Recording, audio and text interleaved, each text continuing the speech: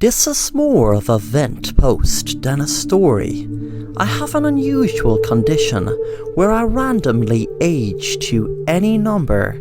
Some days I might be an old man, and other days I might be a baby. My parents did their best to give me the best life they could offer. I couldn't go to school all of the time because I would wake up completely old at the height of 6'2", while the night before I was just a crying baby. There are times I would wake up at the right healthy ages, from 15 to 45, and that's just my opinion. My dad would promise me to take me somewhere fun as I was a child. Then the next day I would age up to an old man again, and all I wanted to do was watch the news. I wish I could just age in order like everyone else. I don't care if it was young to old or old to young, because random aging is just terrible. At the moment you could be at the prime age of being in your 20s, while the next day you could end up as a crying baby again. People found me as a crying baby on the street, and also as an old homeless man on the bench who was nearing to death. I just want to be normal. Many different types of people like me at different ages. Mothers or women who want to become pregnant like me as a baby, while old folk like me when I am old, and the present generation like me in the prime ages of being in my 20s, 30s and 40s. I was once kidnapped as a baby, and then the kidnapper let me go a day later, as I ended up aging to a man in my 30s. A day later I found myself in an old people's home, as I had randomly aged to an old man in my 90s. Then a day later I walked out of the old people's home as a rebellious teenager.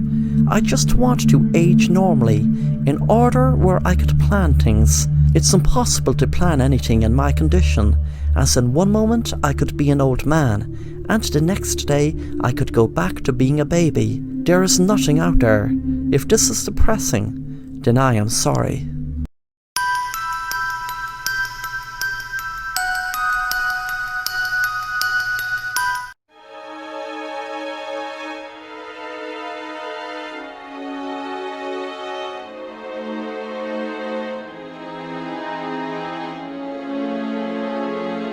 David was a host of a mystery dinner night. There were lots of nods to Hitchcock movies scattered around the house, and there would be a murder, not real of course, happen, and the guests were to find out which person in the house was the killer. There were 4 guests, 2 men and 2 women. The man that was putting on the event said to the guests, "Hello, my name is David, and I have rented out this luxurious old house to hold what was to be a very exciting and thrilling night.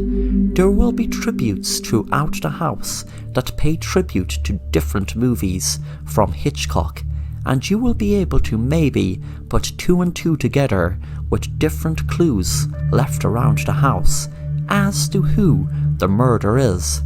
We will be starting the night with a brief introduction by the man himself, who is played by the winner to play the role of Alfred Hitchcock, who is Eugene, who I must say strikes an uncanny resemblance to Alfred Hitchcock himself.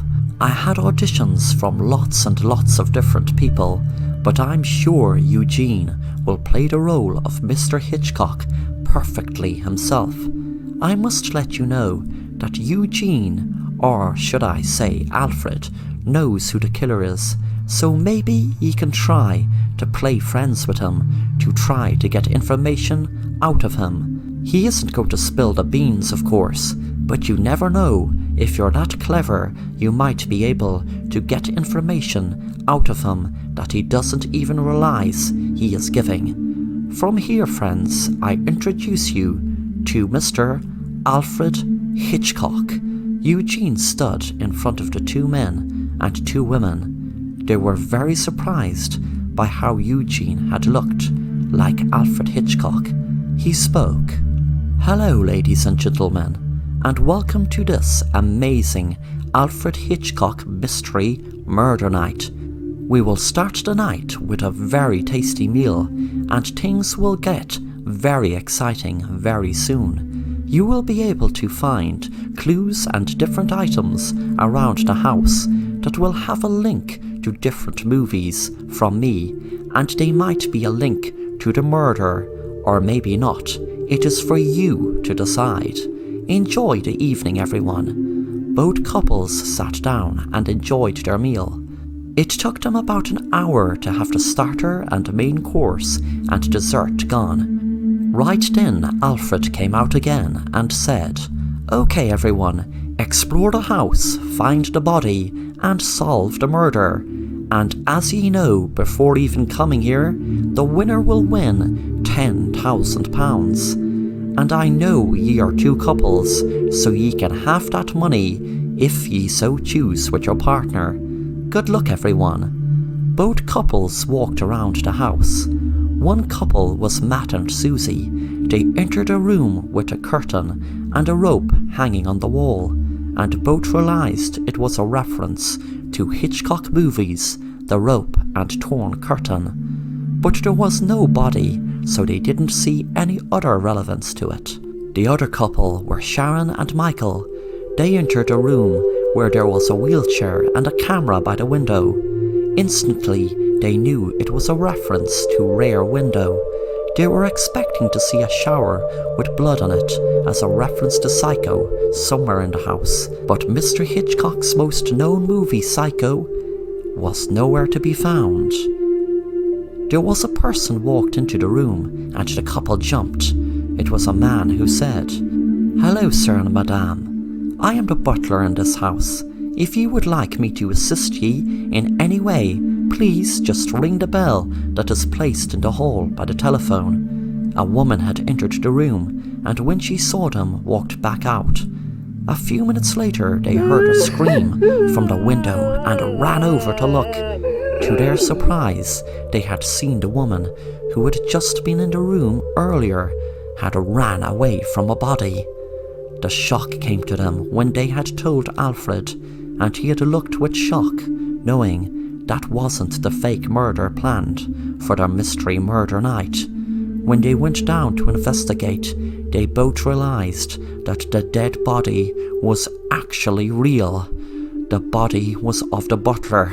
A couple of minutes later, Eugene rang David, and David rushed outside.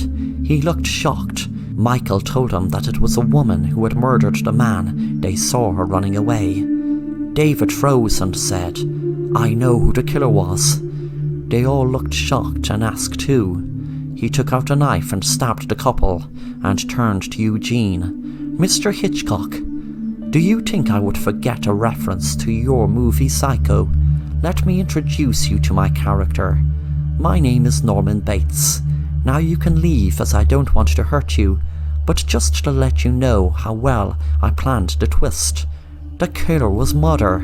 Eugene ran and ran, knowing that the host of the party was a real killer, believing he was Norman Bates, and also was dressed up as his mother, who was the woman who killed the butler and couple. A few minutes later, after Eugene rang the police, they arrived to see the other couple dead in a room full of birds, eating them.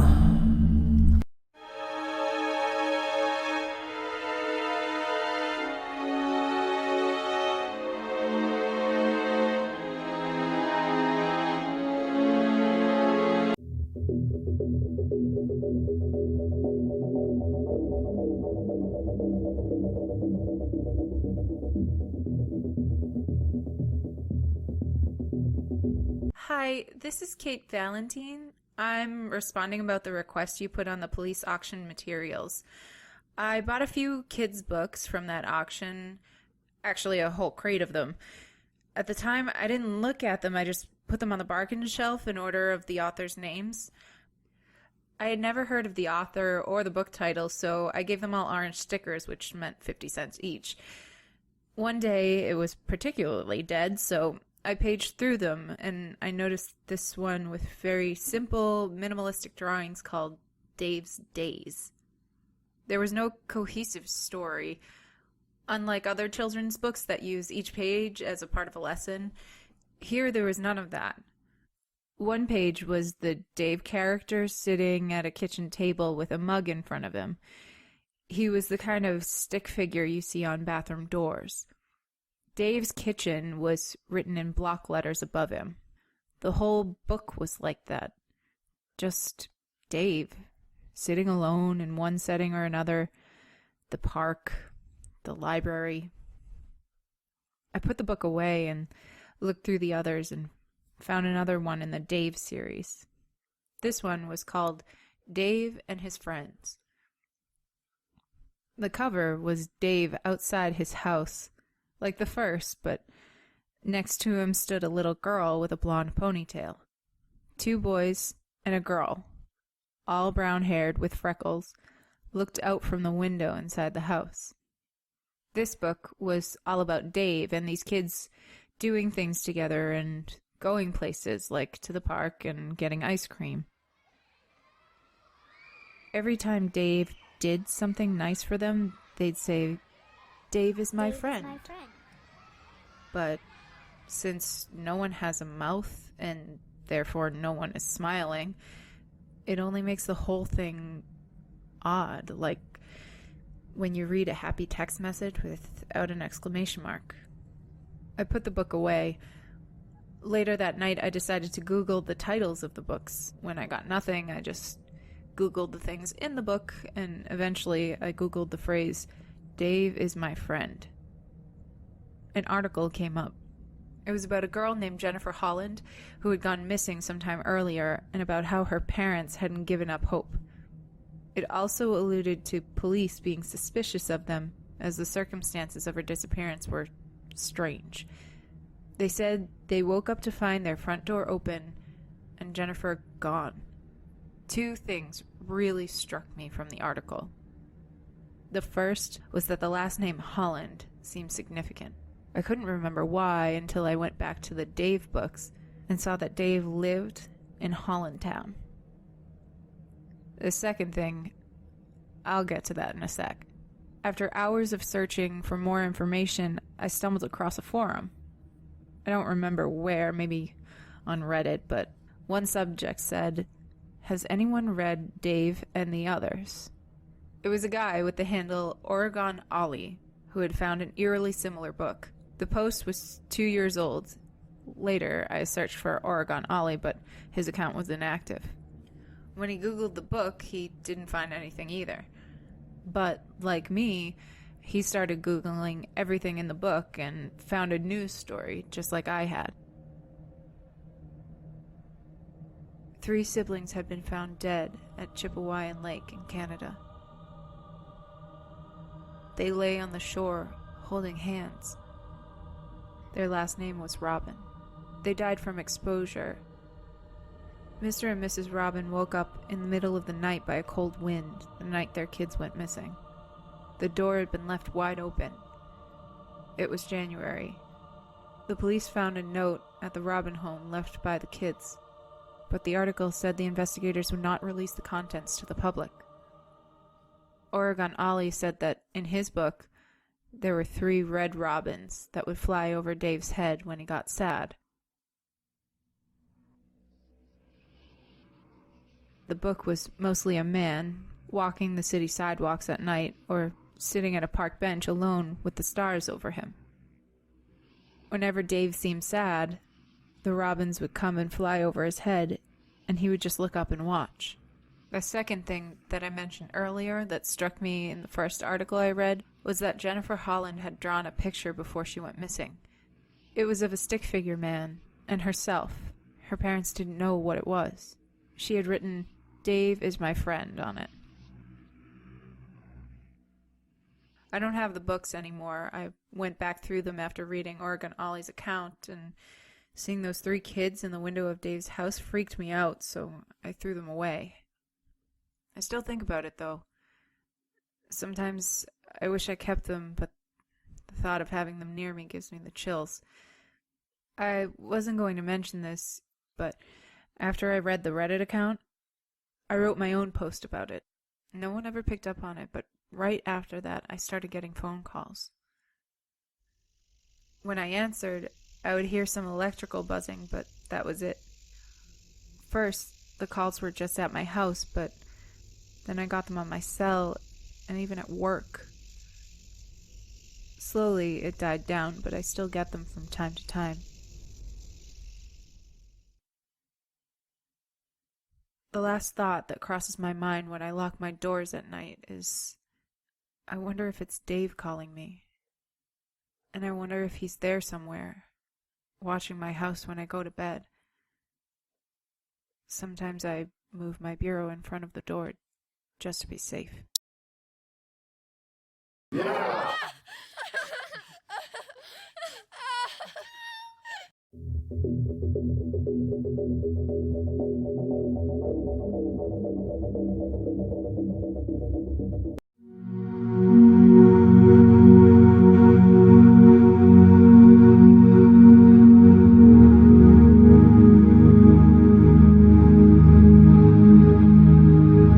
In my area, nobody is allowed to cry, and it's a hard thing to keep up to not ever cry while living in an area full of horrid and cold people.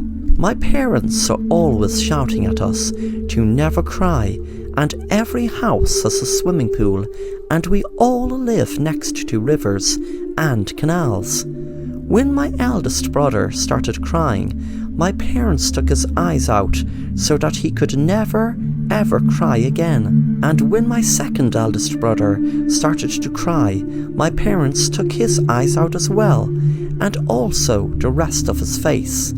If we were on the verge of crying, we then needed to jump into the swimming pool or to the next nearest river or canal. It's a horrible moment when you find yourself on the verge of tears because someone has done something to you or a tragic event has happened, which just makes you emotional.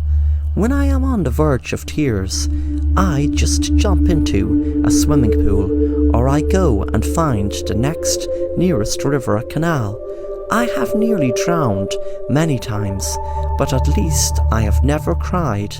This is why everyone in my area has a swimming pool and lives next to rivers or canals. You cannot cry underwater. I once helped a friend to never cry by pushing him into the canal, where he unfortunately drowned. His parents understood why I did this to their son, as he was on the verge of crying, and when I kept asking him whether he was okay, it just pushed him nearer to crying. Then one day, I found a cabin in some abandoned forest, and inside this cabin, silence and privacy was present. I was able to cry without anyone knowing or seeing me. I passed this secret on to 4 of my friends, and we each took turns going into this cabin to cry on our own. It was amazing. We had a timetable of whose turn it was to cry inside the cabin, but one day a terrible event had come upon us when the town economy had completely gone. This destroyed the order of the timetable because all 5 of us desperately needed to go inside the cabin so that we could cry about it on our own. None of us dared to go inside the cabin together and to see each other cry, because that would be an abomination to see each other cry. So I took my gun out and shot my 4 friends, and I went inside the cabin where I cried on my own about the terrible event of the economy and my 4 dead friends. So everything with the cabin worked out in the end.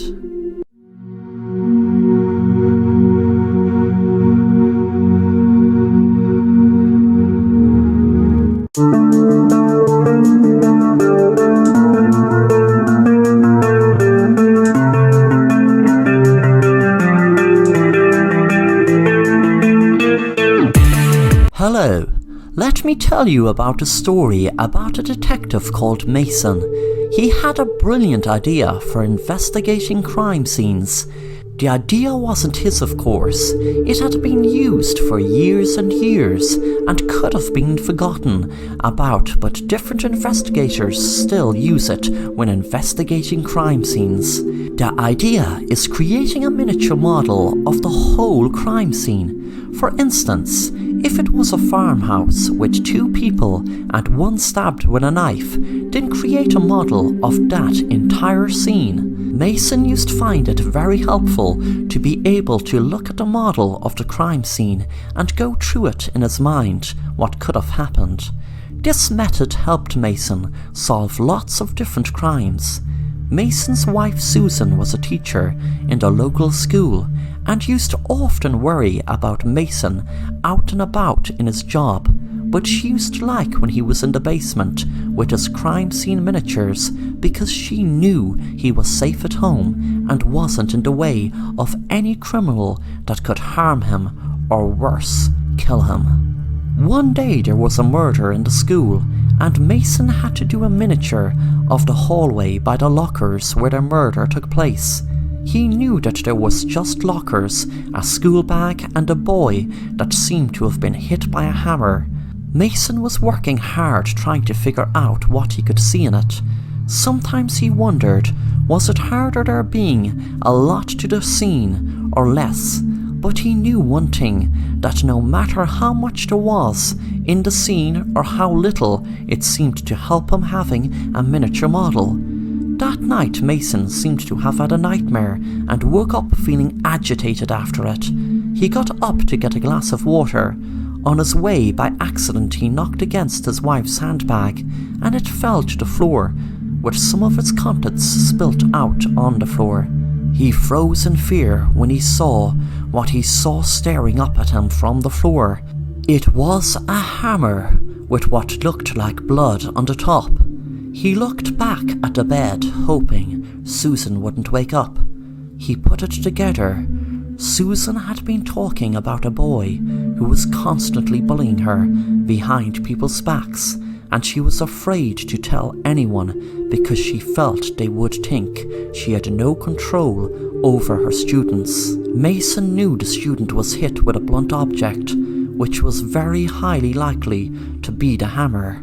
Mason felt movement from the bed and quickly put the hammer back into Susan's bag. He went down to the kitchen and drank some water and then walked back to the basement and looked at the miniature model. He imagined Susan striking the student on the head with a hammer and knew that he heard the CCTV footage was missing, and that would be explained by Susan being able to have access to it to delete it. Every piece of the puzzle was falling into place. Suddenly he heard movement behind him and looked around. His wife Susan was standing next to him with a miniature model of himself lying in a pool of blood. She put the miniature model of him down on the ground and said, "Well, Mason, I was really hoping it wouldn't come to this, where I have to finish this miniature crime scene, but it looks like I'll have to make the background or basement." She pulled out a gun and shot Mason in his head. 6 months later, Susan was speaking at the book launch of her bestseller called My Husband is Gone, But I Continued His Passion. She spoke into the mic with emotion. "I am here today talking about my book, which is a way of me coping with the murder of my hard-working husband, who was passionate about figuring out ways of solving crimes by using miniature crime scene models. The title is long, but I couldn't think of any other appropriate title to use other than My Husband is Gone, But I Continued His Passion. My husband was such a loving man, and the only time I was truly content with him working on his investigations was when he was in the basement working on his miniature crime scene models. After my husband died, I tried to harness my emotions into making a miniature crime scene of him in honor of him. I would love if my husband was still alive and I didn't have to write this book, but I want to speak out to the many wives of men like my husband. Don't take a day for granted, because if your husband is working in a dangerous line of work like mine was, then his life could be snuffed out at any minute. The crowd were lapping up Susan's speech, and Susan was enjoying knowing she would get lots of royalties from her books and TV appearances, etc., and her bully was out of the way. She paused for a moment, thinking to herself, I didn't want to appear a pushover teacher by saying I couldn't control my student, and I didn't want to harm my loving husband, but I had to. I wasn't a murderer, so it's better I got a book deal and wasn't cut out as the murderer. They would think I was some sort of psycho. She saw a fly land in her hand and thought to herself, after all, I wouldn't hurt a fly.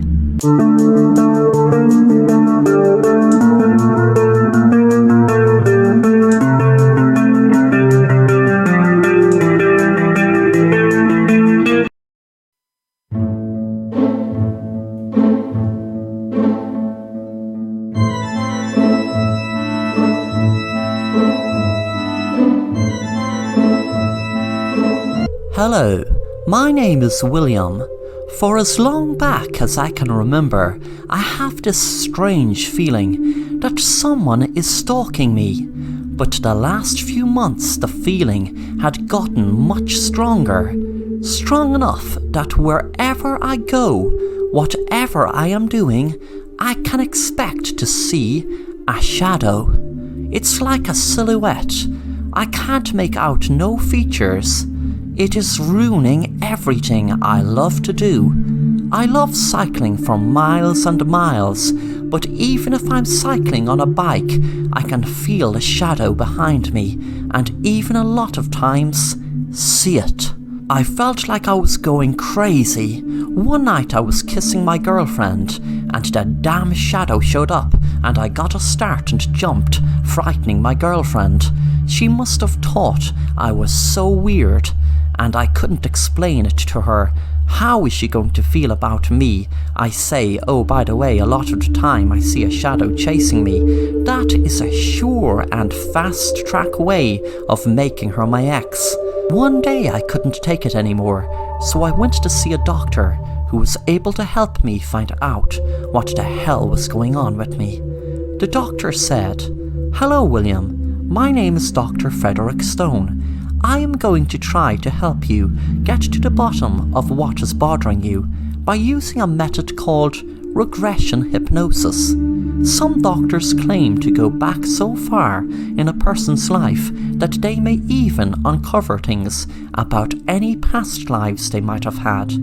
But I'm sure we won't have to go back that long. You see, William, what I feel like is happening you from what you told me over the phone is you are suppressing memories that cause you pain, but sometimes those memories are coming to the surface in the shape of a shadow that you imagine. It is your subconscious telling you there is a problem that you're trying to forget. After a few minutes I was in hypnotic state, and I could see myself back in my house in a dark room with my twin brother. We were only kids and we were playing murder in the dark. It was a game that you had to search around the dark and touch someone to kill them. That's only in the game, of course. That's how I can remember playing it anyway.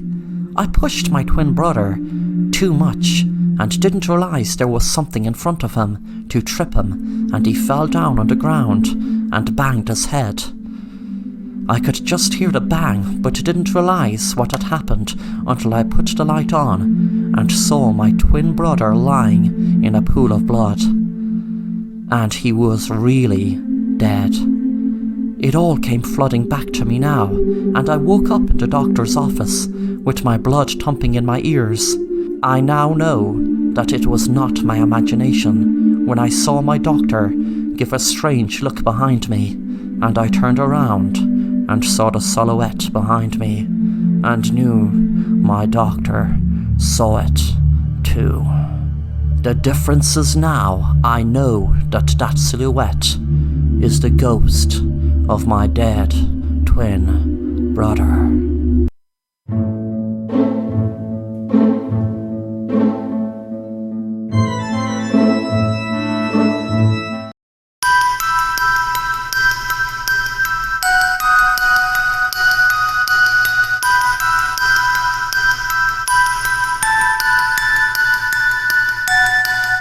Jack and Linda were devastated one night in 2015 when their beloved dog Huck had gone missing one day during the summer.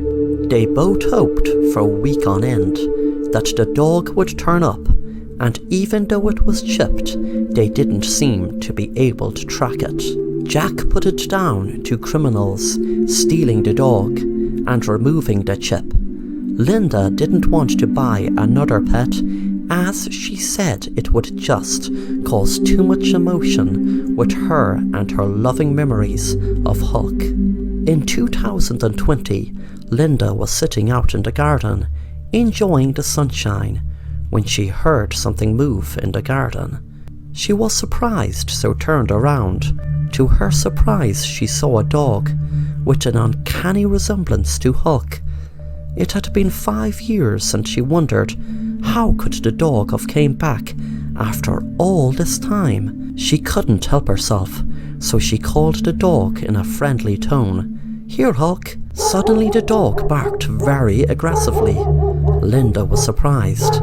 She thought of something, but wouldn't find the bravery to check with the dog being so aggressive. But still she saw it.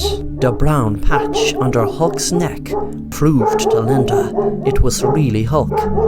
She was so happy that he had returned, but wondered what made him so angry. She couldn't believe her eyes. After 5 years, Huck had finally came home. She was going to call her husband, but had decided to surprise him when he came home.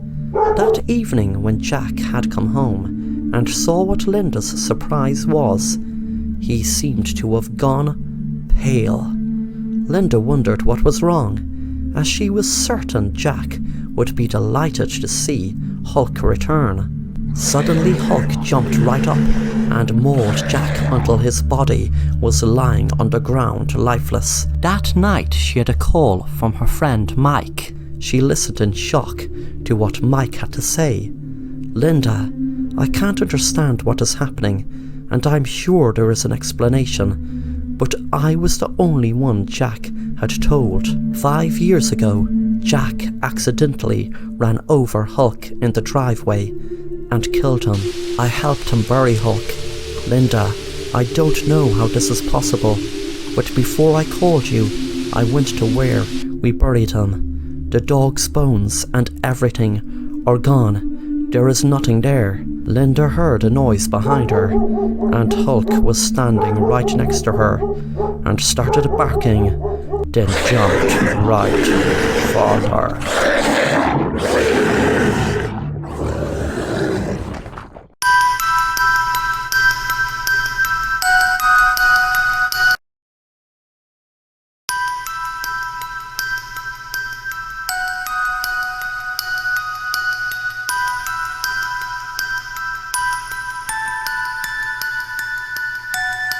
The relationship between me and my wife had turned strange a couple of weeks ago, and I am not sure what happened exactly.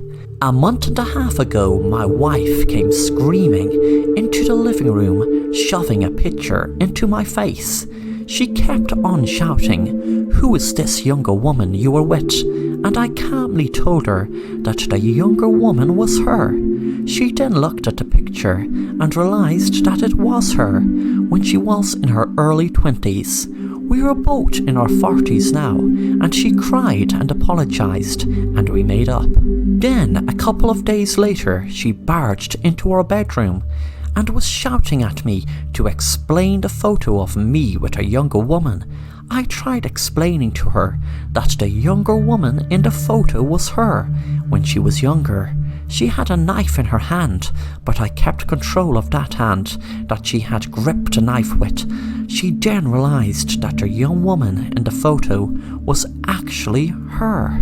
Something wasn't right, and I decided to go through some old photos together of both of us in our younger days.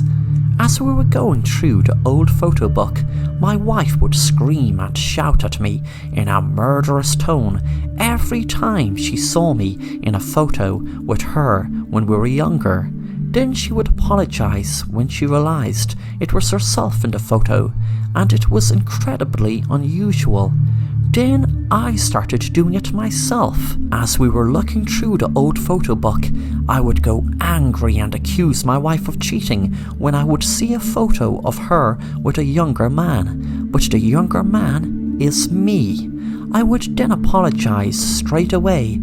Going through that old photo book had constantly made me and my wife shout at each other and accuse one another of cheating until we both realise it is just our younger selves. We have burnt all photos.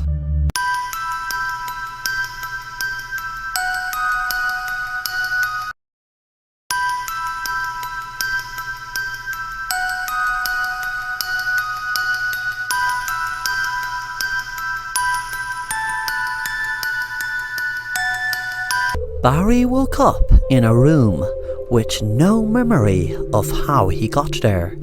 His joints ached and he felt strange. He saw a camera up in the wall, staring right at him. Then suddenly, two men walked into the room. One man said, "Hello, Barry. Relax.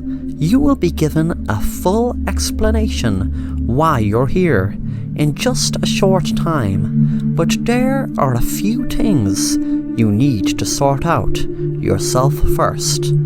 You need to just relax and try your best to remember anything you can that has happened to you before you woke up today. It doesn't have to be recent. Anything at all." Barry felt the question bizarre and was about to say something when he felt kind of dizzy, and suddenly he blanked out. As he did, he had a memory of a person speaking, but he could not make out who it was. He tried his best to look at the face, hoping he could make out the features, but it was no good. The face was just a blur. When he snapped out of his daze, the man spoke to him again. "Did you remember anything, Barry? It is very, very important that you remember anything at all before we fill you in." Barry said, "What am I doing in this room? Who are ye? What do ye want with me?"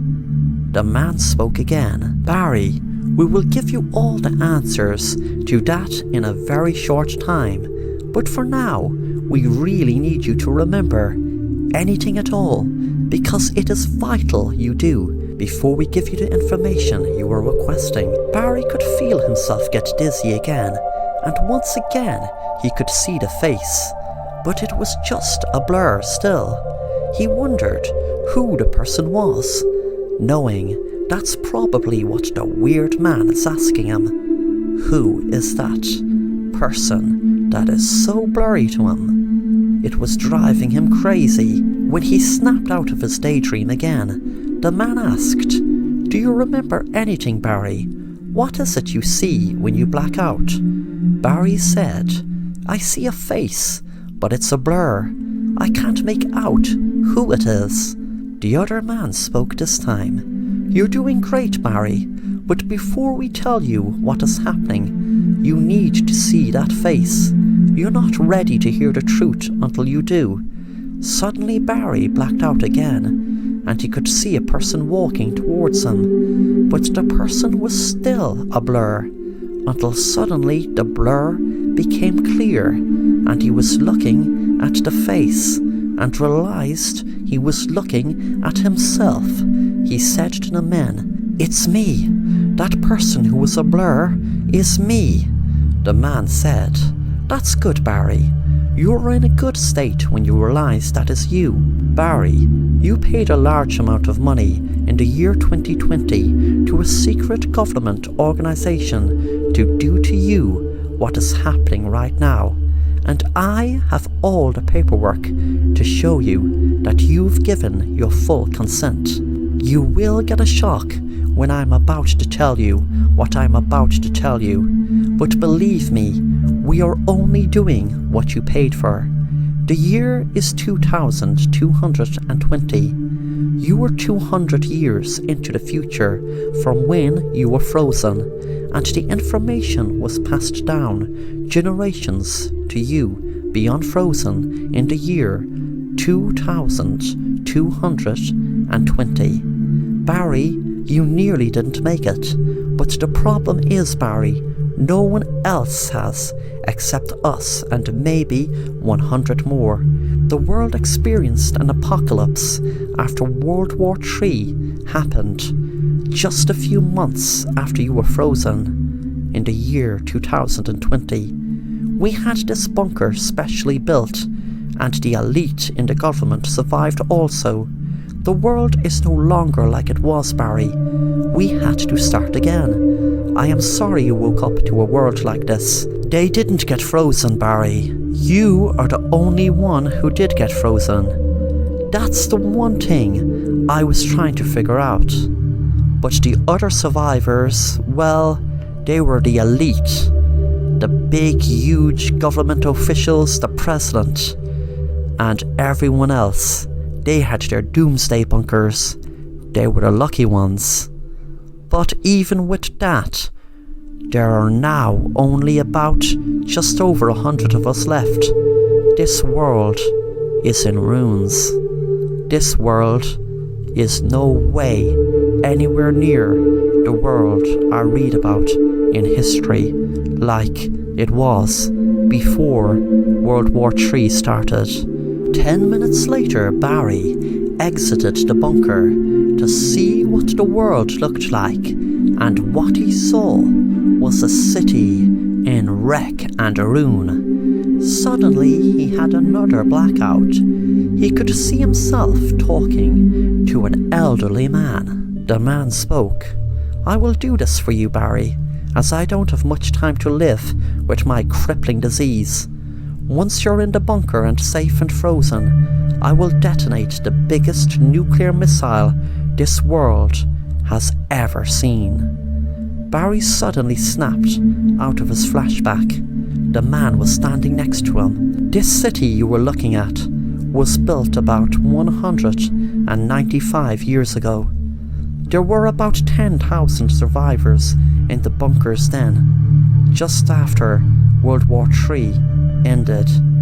But unfortunately, not many are left, and unfortunately, people aren't in a rush to bring new life into this world. Would you blame them? By the way, Barry, what made you decide you wanted to get frozen until the year 2220? Barry couldn't tell the real answer, so just said, "I can't remember."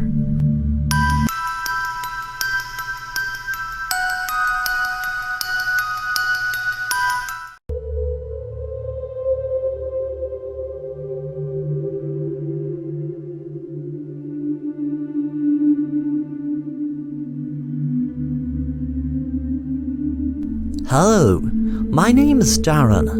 I have loads of people telling me that I am crazy because I tell them that I can make people do things and hypnotize them, etc.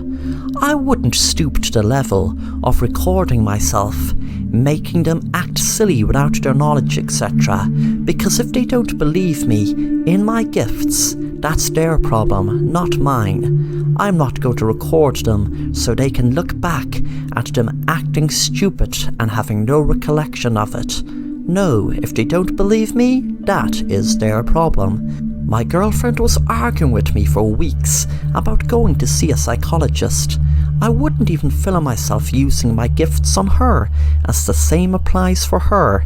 If she doesn't believe me, then that's her problem, not mine. But I gave in to her arguing and eventually went to see a psychologist. My girlfriend drove me to the psychologist, and there wasn't a word spoken on the way there in the car.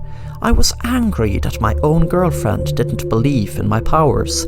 When I was sitting down in the psychologist's room, I felt betrayed that I had to sit here in front of someone who didn't even know me and, like everyone else, probably thinks I'm crazy. The psychologist was an annoying-looking man who said to me, "Hello, Darren. My name is Frederick Ryan. I am sure you will feel a lot better after our session. But first, please tell me why you are here today." I said, "I am here because everyone doesn't believe me that I have powers to make people do things against the will without them even realizing it. They have no recollection whatsoever of doing it. I am not filming anyone or anything to prove I have the gift." The psychologist said, "Well, Darren, I am sure you must realize why people are so reluctant in believing you. I mean, especially when they have no recollection of doing so. But Darren, I'm sure there is a good reason why you feel like you are actually doing these things. But in reality, they're just in your imagination. And when you come to the realization that you're just imagining these powers, then things will start coming together a lot easier in the puzzle." The session lasted about 30 minutes. When I was out of the building, I checked my phone to see the live stream I had of me making him dance around his office like an idiot without even realizing it.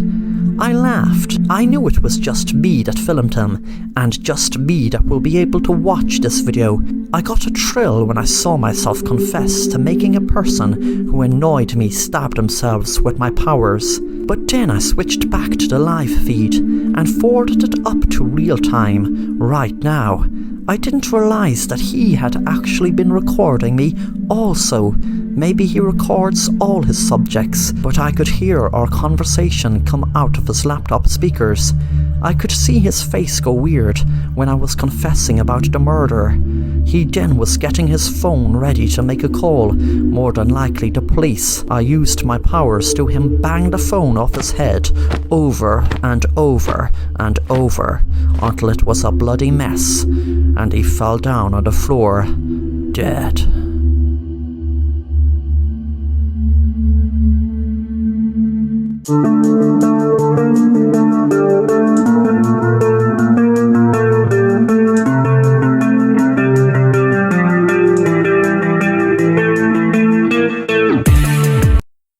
Someone found it by accident.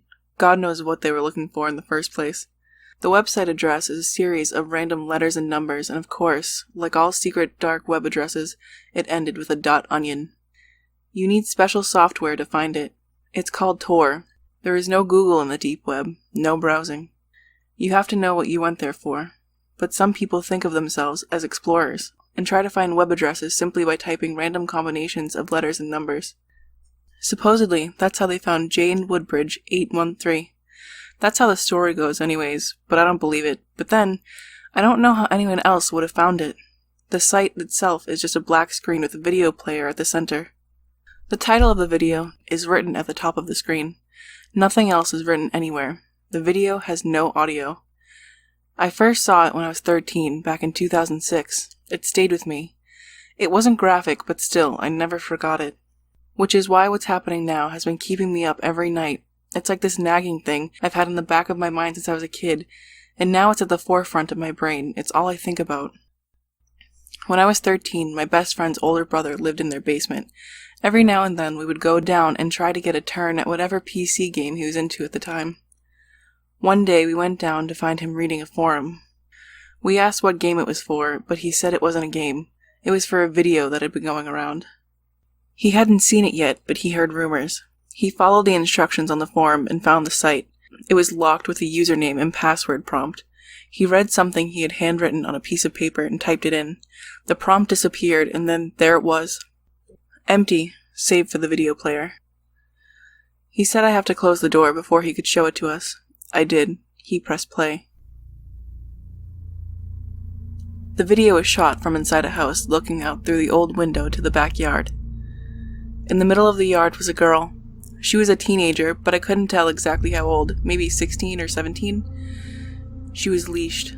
It was wrapped around her neck, a chain running down to a pole on the ground so she couldn't move very far. At the moment the video started, she was standing awkwardly and looking at the cameraman, as if waiting for something. Beer cans were strewn all across the yard, and as I mentioned before, no audio. The camera jolted right. At the same time, the girl looked in the same direction. The camera couldn't see anything past a few feet ahead of the girl since it was being recorded indoors. But the girl could see it. Whatever it was that made them both look, it was ahead of her. She began to cry. She pulled at the chain and the pole, but they wouldn't move. She turned to the camera person, her cheeks red and wet with tears. She begged. The cameraman's hand popped up in front of the lens. He pointed an index finger straight down. The girl seemed to understand the gesture. She still cried, but now she closed her eyes, and one leg at a time got down on her knees. Then she bowed, her entire body bending until her face was down on the grass. Her hands stretched out in front of her. She turned them palm up and raised them as if she was worshipping. The video ends there. My friend said it was lame and called me out to play. His brother was interested. He remained for days trying to find answers, but there were none. I wasn't sure what to think. And then, as time wore on, there would be nights just before I fell asleep that I would see her there, kneeling on the grass. I needed to know what was standing in front of her at that moment. More than anything, I needed to know what she saw. Once, a year or two later, when we were sitting at the back porch, my friend's brother joined us as he smoked a cigarette.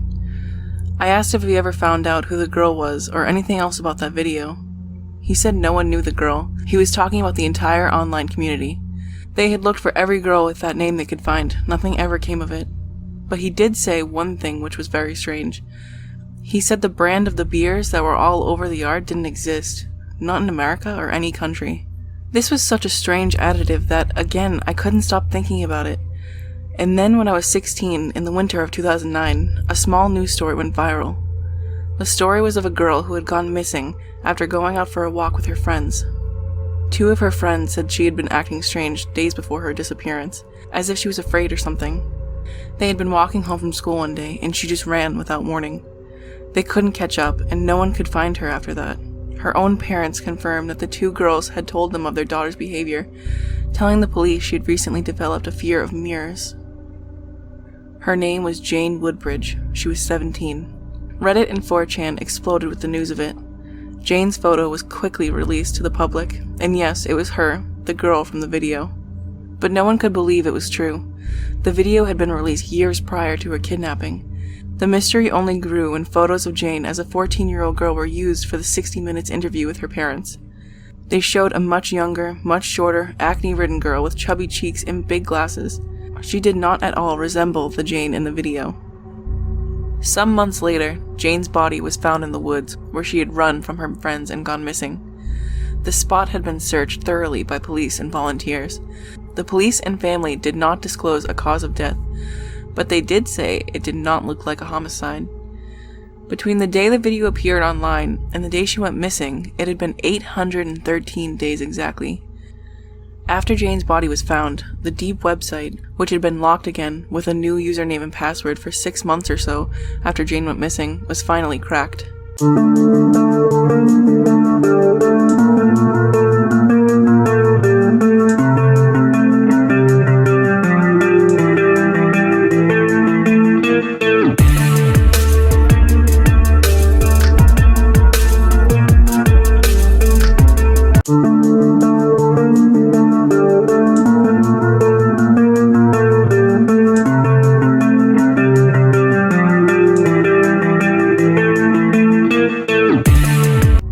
Some months later, Jane's body was found in the woods, where she had run from her friends and gone missing. The spot had been searched thoroughly by police and volunteers. The police and family did not disclose a cause of death, but they did say it did not look like a homicide. Between the day the video appeared online and the day she went missing, it had been 813 days exactly. After Jane's body was found, the Deep website, which had been locked again with a new username and password for 6 months or so after Jane went missing, was finally cracked. The video had changed. The inscription read Emily Forster, 12. The video began by showing Emily walking with her friends along her street. It is handheld, the camera person hidden and far from the kids. Emily's arms are crossed in front of her and her head is down. She suddenly runs, crossing into the woods. Her friends give chase. The camera person moves forward toward the woods. The video cuts to minutes later. The camera person hides as Emily's friends exit the woods, unable to find her. 4chan, Reddit, and other social media sites began the search for Emily Forster. For the first day of the search, the name was even trending on Twitter. 12 days after the video was posted, 16-year-old Emily Forster was reported missing after she did not come home from her job in Creede, Colorado. This was nowhere near where Jane lived. Her friends told police she ran while coming home. She had been quiet all day, scared of something, but she wouldn't say what. 6 days after she went missing, her body was found hanged in the woods 5 miles from her home. A second video was uploaded to the site that same day. I didn't know if I wanted to watch it. I remembered being awake those nights, just burning with curiosity and terror, needing to know what it was, what Jane had seen. As I paced my living room, trying to push myself to ignore it, I knew I would watch it, and a few minutes later, I did just that. Emily 12 Part 2 starts with a gritty video of a party. The camera moves among the older men and women, who smile and wave as they drink. The first thing I note, aside from the crappy quality of the video, is the attire. Men have big glasses, women have their hair sprayed stiff and curled, like something from the 70s, except it couldn't have been because as the camera reaches the kitchen window, we see her there. Emily Forster, taken in 2019 and chained to a pole. It is night, but there is a floodlight outside, and the identity of the girl is unmistakable. Emily stands and cries in the backyard. The cameraman raises his beer, the same beer as that which littered the yard in the previous video, as if giving her a toast.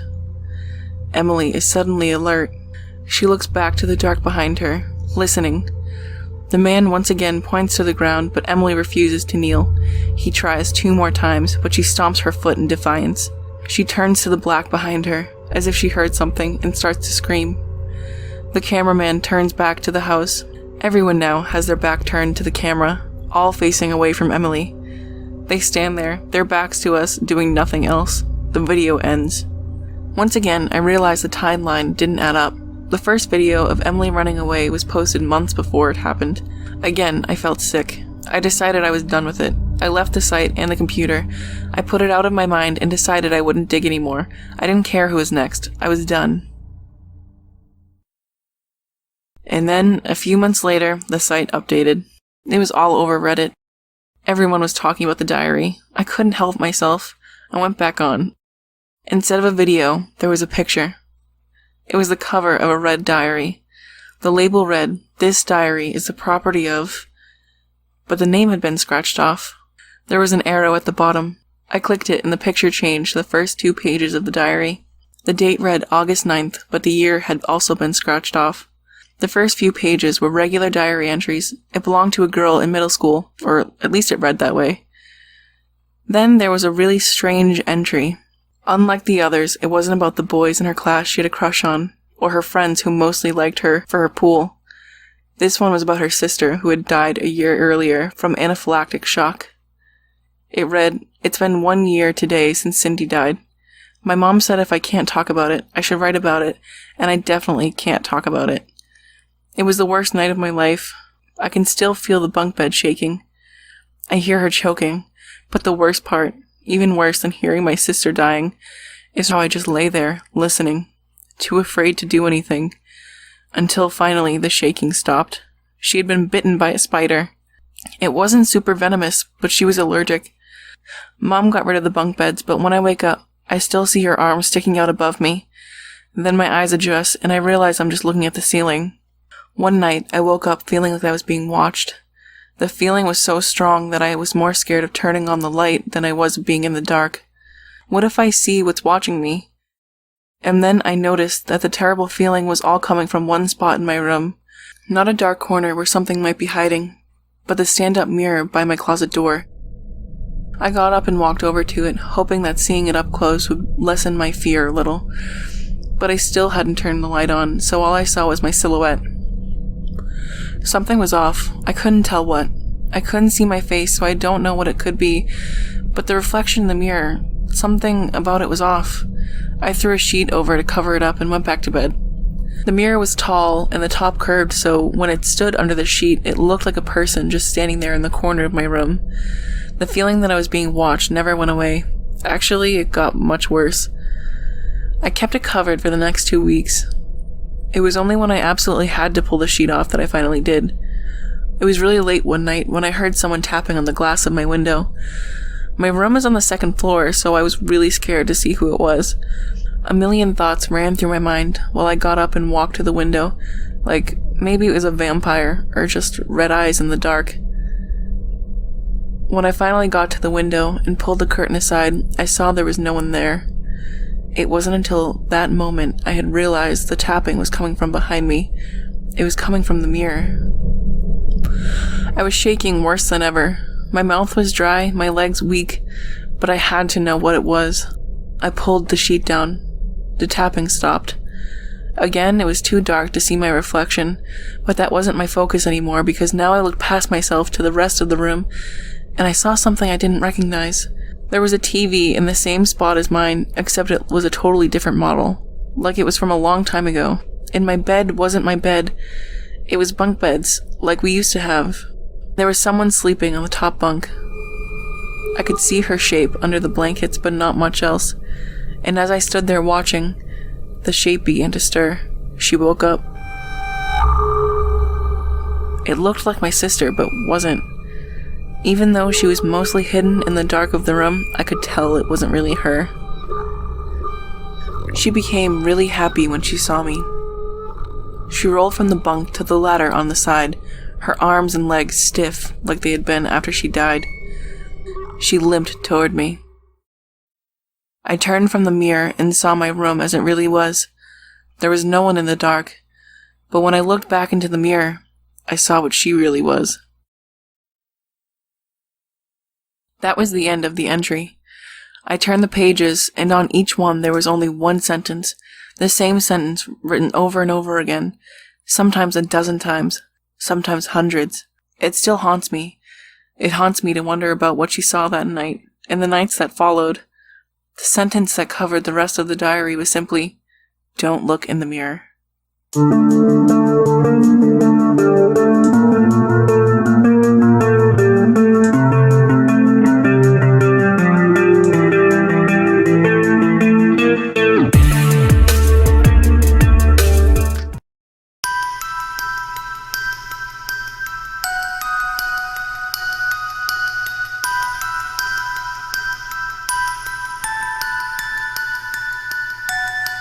Sophie was watching the news when she thought she heard someone in her hall.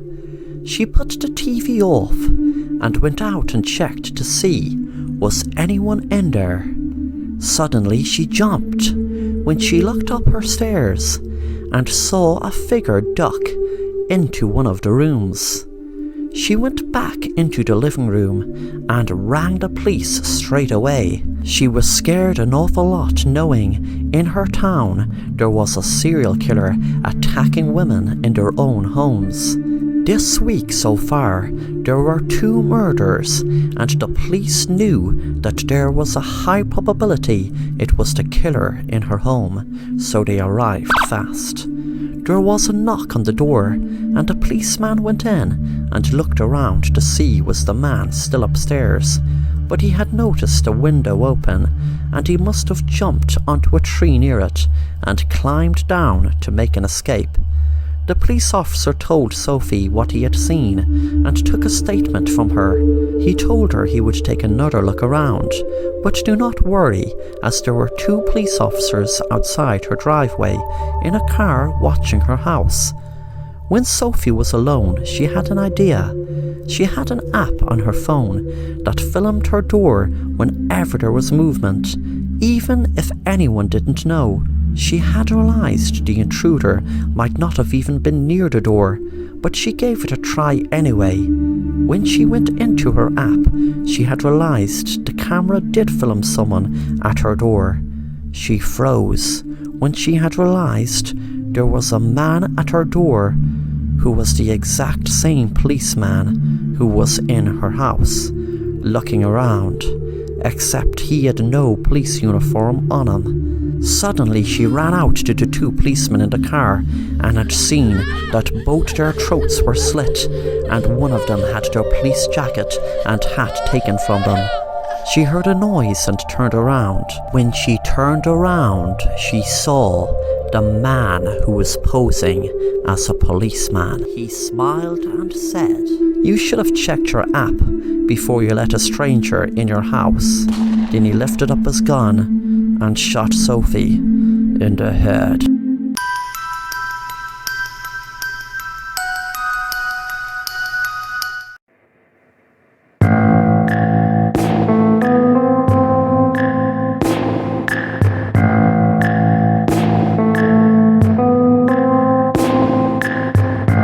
Sam was on social media for a few years now, but didn't get half of the views he would have liked. He decided to hatch a plan to gain loads of followers and viewers. His plan consisted of him driving a taxi that he usually does, but something different for a live stream. He rigged the taxi with lots of cameras to film his customers. He had something very different planned for them. That difference was that he would have a needle in the back seat full of poison, and each customer who gets in would be killed from the poison going into their back. The needle tips were spread all over the back, so no matter where they would sit, they would get jabbed. He murdered about 10 people when his live stream went up to about 100,000 views. The local sheriff of Sam's town got tipped off after the 5th person was killed, so he was tracking the car by people giving tips of what was in the background of the live stream, giving away where it was originating from, even though Sam was constantly on the move apart from stopping for customers. The viewers helping the police eventually knew Sam seemed to be driving to his house. A while later there was a SWAT team outside Sam's house, and they knew from the live stream he was in the garage.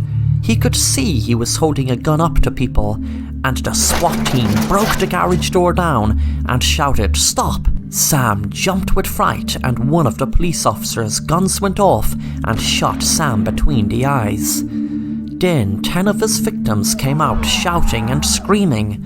The detective was relieved the poison in the needle didn't kill them, but must have just put them to sleep. Then things got worse than he could ever have imagined. When one of the people said, "Oh my God, why did you shoot Sam? We are all actors. This has all been a stunt. None of us were killed. Those needles were just rubber. They weren't real needles. We were just helping Sam stage a fake, crazy live stream of him killing people." The sheriff checked Sam's pulse. He was dead, and they realized he was guilty of staging a fake mass murder spree.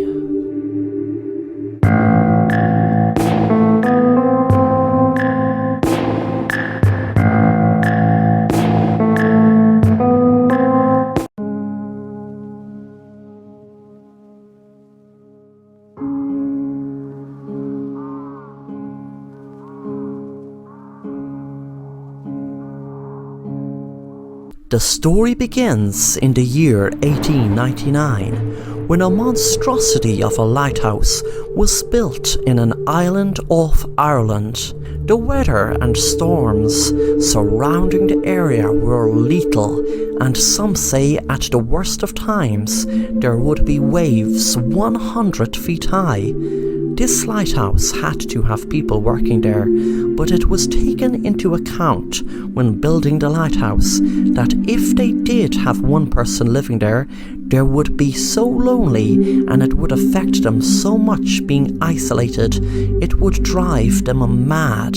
But if there were two, then them being together out in the middle of nowhere, it could drive them to kill each other. So that is what made it clear there would be 3 people working in the lighthouse. It went according to plan until 1900, when a photographer and his assistant and a very skilled sailor sailed out to the island so the photographer could take photos of the lighthouse keepers and the lighthouse and island. It was then that everything got very strange, as they turned every stone in the island, looking all over for the 3 men, but couldn't find a trace of them. It was like they disappeared into thin air. It was not like them to have been swept away by being outside, as they usually always would go inside and bolt the door and stay in when it became evening, as they knew how dangerous the weather could get. The photographer was thinking of writing a story about the strange disappearance when suddenly he realized there was a crumpled up piece of paper in the room that he hadn't noticed before. He opened the paper, and it had written on it, "I will help you solve the mystery of the lighthouse keepers and their fate. Wait outside the lighthouse at 4 p.m. The photographer was standing outside the lighthouse, hoping it was the right part, as it was so big. He was really anxious to find out who wrote the note and what they would say. There was no one on the island when they went looking, and they looked everywhere. Plus, the island wasn't that big.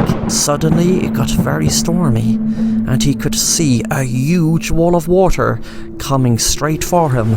It was then he realized that he wasn't only going to learn how the men died, but die exactly the same way.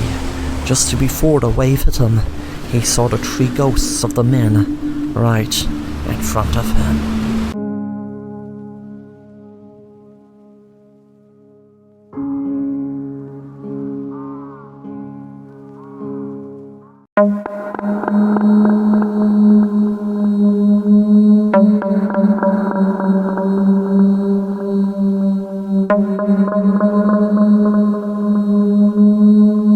Jack was a criminal into all sorts of criminal activity. He was in court for so many different crimes. He spent 10 years in prison, but since he was released, he didn't get reformed. He just got better at not being caught for whatever crimes he committed. During his last court appearance, the judge had told him that if he keeps getting arrested, he will be put into prison for good. One night, Jack was trying to rob a bank, but then it went horribly wrong, and he ended up shooting a police officer. He knew it was the death penalty for capital punishment. While he was waiting on death row, there were several groups against the death penalty and wanting to ban it outright. He sat in prison writing and writing about his feelings, trying to pass the time. He had no access to the internet or newspapers, but still found out about the groups that were pushing for the death penalty to be banned. It was a prison warden on death row told him the first day it was finalized, he would not be getting the death penalty. He would not be sentenced to death. He was relieved, but then felt even sicker, knowing he would be locked up in a prison for years and years until he finally died. He wondered how he would stay sane. To his surprise, one day, a man in a suit opened his cell and said to him, "Hello, Jack. My name is Terry. I am the head of New Beginnings. I am the leader of the group that has successfully banned the death penalty. You are the first person we are trying the alternate punishment out on. You just need to go through a quick operation, and then you are free to go out into the outside world." Jack couldn't believe his ears and knew there must have been a catch. The next day he was lying in a room with doctors all around him, and when he woke up, the doctor said, "Hi Jack, your procedure is done and you are free to go. Jack asked what was the catch, and they told him, "You will see, but don't worry, Jack.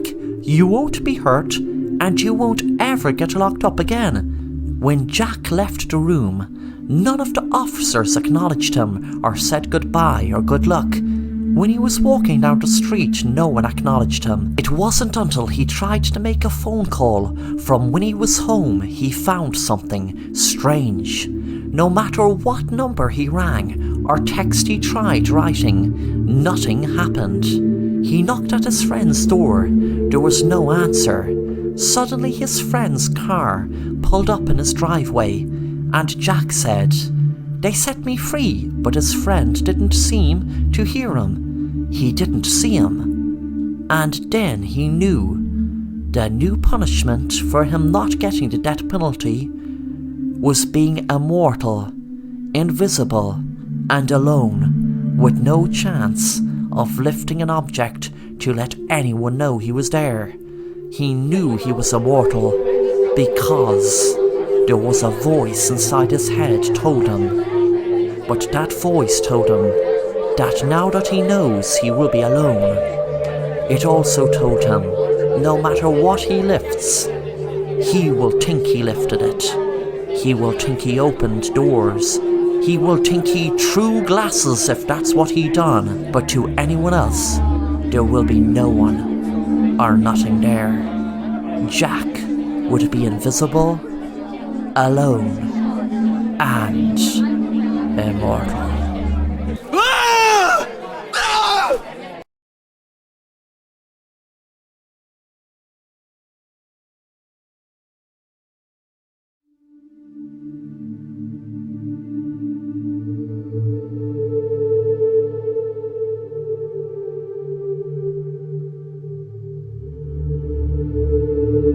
Susie was feeling down as she had no cell phone for a whole 3 days.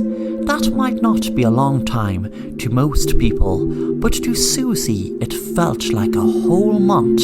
She missed being able to scroll down news feeds and swiping through pics, etc. on social media. She knew it would take her a long time to save up for a new phone, so she decided to go into the local pawn shop to see could she pick up a second-hand one. She settled on a cool new-looking phone and paid her money and walked home. She couldn't wait till she got home to check it out, so she turned her phone on and was surprised a logo popped up on the screen right away. It was a circle with W in it. She just assumed it was some sort of app, so she clicked on it. That night she was sitting down watching TV, enjoying a good thriller movie, when her phone screen lit up. She checked to see what the notification was. She dropped her phone from her hand when she saw what she couldn't understand. It looked like a very pale woman's face came very close to the screen, and there was an awful sound came from her phone. She put the phone down again and continued to watch the movie. Suddenly it lit up again. This time she was hesitant in looking to see what it was, but when she did, the W logo popped up on the screen again. She tried to go into it, but when she did, it said, "We are currently in private beta. Please enter password if you have one." I realized by looking at the top of the screen, it was an app called Whoop. I checked the Google store to see was the app there, but there was no sign of it. I was going to go back to watching the movie, but I decided to Google Whoop app. I was shocked when I read what came up. It said, Whoop is a musical and social media app that was under development. The creator, Sarah Bell, and sole owner, was violently killed on Friday night while going for what seemed like her nightly walk. No suspects are being questioned at the moment, and there is no motive. The homicide is still under investigation. What I saw underneath the article sent shivers up my spine. It was a photo of a woman that looked exactly like the woman that popped up on my screen earlier. I went into her photo gallery and panicked when I saw many photos of the woman who was murdered. I turned off the phone, wondering what was happening and what exactly was that short little video I saw. I knew it was her, but was it actually a video of her being murdered? And why did it pop up in the phone when I didn't even touch it? I jumped in my seat when I saw my phone light up again. I panicked big time this time, knowing I had just turned the phone off. I was reluctant picking up the phone, but when I did, the words, "Be careful," were on the screen. Then as soon as I saw them, they had disappeared. I heard a noise at the door and thought it was my mind playing tricks on me until I heard footsteps. I knew now there was someone in my house with me. I felt a freezing shiver run up my spine, and a lightheadedness with a mixture of fear and panic consume me. Suddenly, a figure appeared in my room. I was expecting to see the woman who got killed standing there, but it was a man. The man spoke. "Well now there, don't be frightened. I had to kill that bitch because she stole my unique software for her app. You see, I was her partner before she got greedy and wanted to take full control of the app. You might wonder why I'm here and how I found you. Well, you can thank the wonder of technology and those great Find My Phone apps. I was just on my way to the pawn shop today when I realized someone had bought it. It made things so much more awkward for me, knowing that I will have to kill another person this time, a person I don't even know, to retrieve the phone. You know that if they got this phone, well then they would get me as the killer. You might ask why I didn't take the phone with me that night. Would you believe I took her damn wallet thinking it was her phone? But then again, maybe that made the cops think it was some random robbery. I froze in fear, wondering what he was going to do to me. Suddenly the phone made a sound, as if I got a new message. Then the screen burst into pieces, and a piece of glass stuck in the man's eye. Blood came squirting out. Then a hand came out of the screen and choked him to death.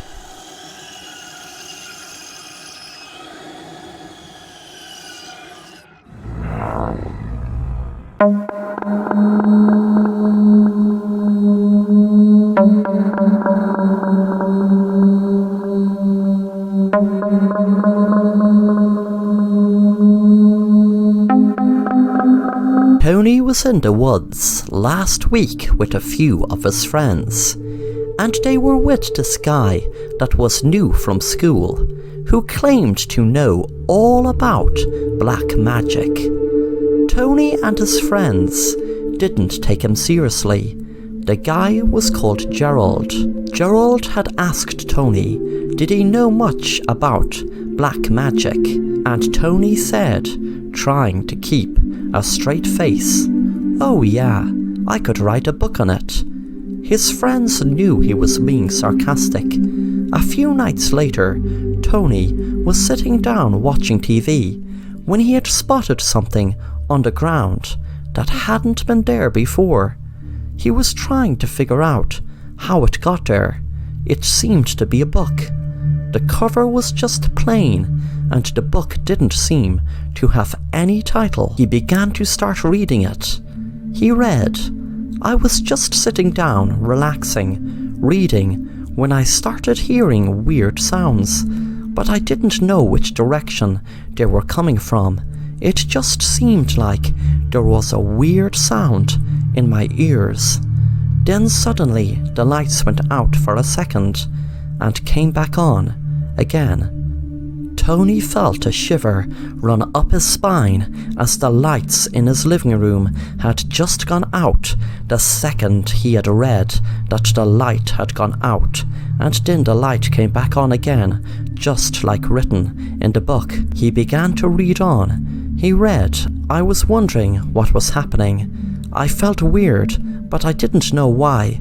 I couldn't explain what was happening. Then suddenly a light entered the room." Tony was freaking out at this stage, as there was a light entered the room after he read about it happening in the book. He had decided to just shut the book and forget about it, but his curiosity was getting the better of him, so he read on. He regretted reading it as soon as he read the sentence. Gerald walked into my room and went to attack me. Tony knew martial arts, so was ready for him and threw him over his shoulder. Gerald hit his head off an ornament and blood poured from him. Tony knew he had killed him. Tony knew it was self-defense, so had decided to call the police. But before he rang, he saw a page on the floor. He read what was written on it.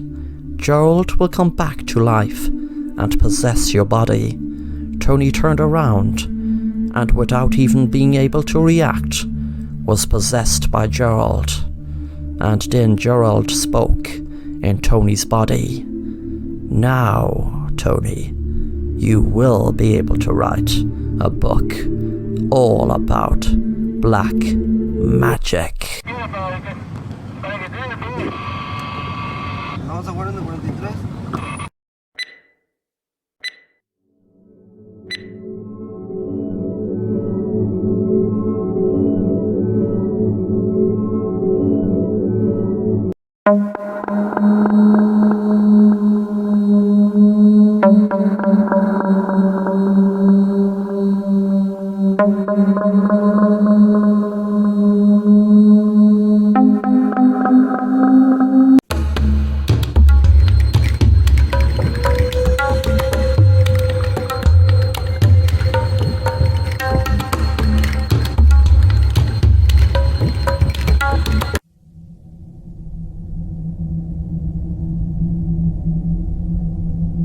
I can't help if you don't talk to me. You won't believe me. If you tell me you saw Bigfoot or some creature in the woods, I will believe it. I promise. Tell me your story. There were no creatures, spirits, or monsters. It was just me. It was my first time as a caretaker in Yellowstone. I barely knew the place, but when I saw it for the first time, I fell in love instantly. I was in complete awe of it. The mountains that reached up to the clouds and the valleys which cut beneath them.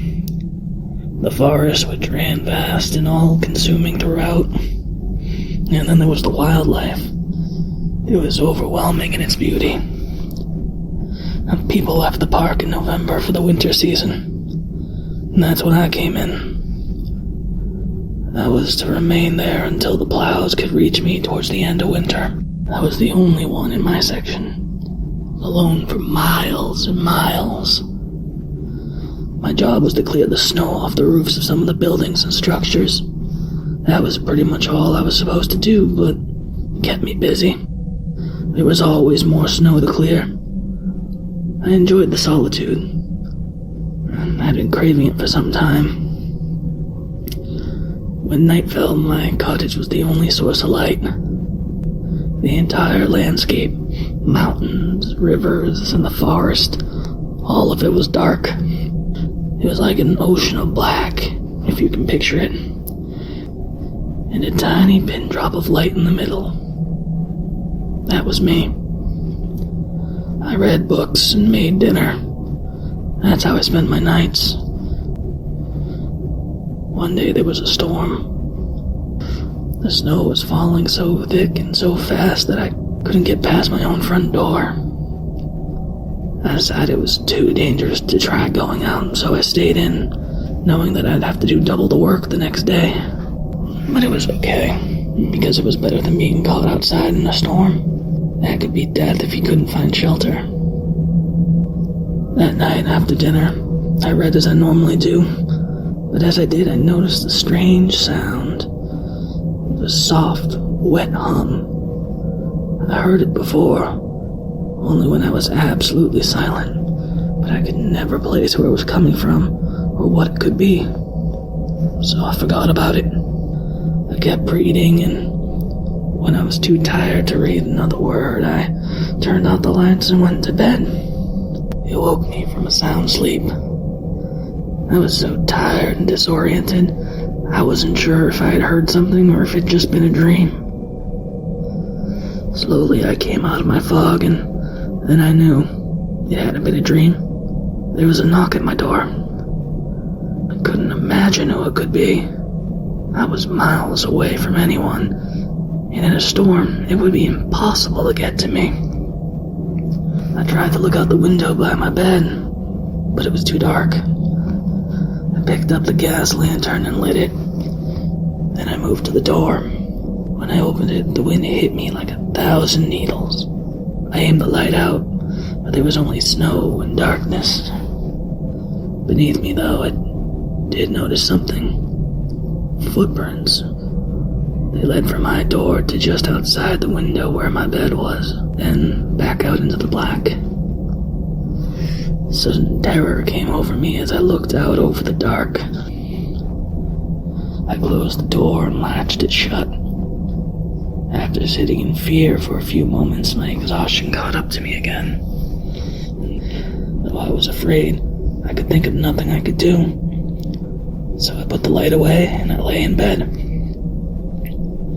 The following morning I woke up and remembered, but I had no idea if I had dreamt it or if it really happened. I opened the front door and found there were no footsteps outside. And though I let myself believe it had been a dream, a part of me knew that the snow would have filled in the footsteps if they had really been there at all.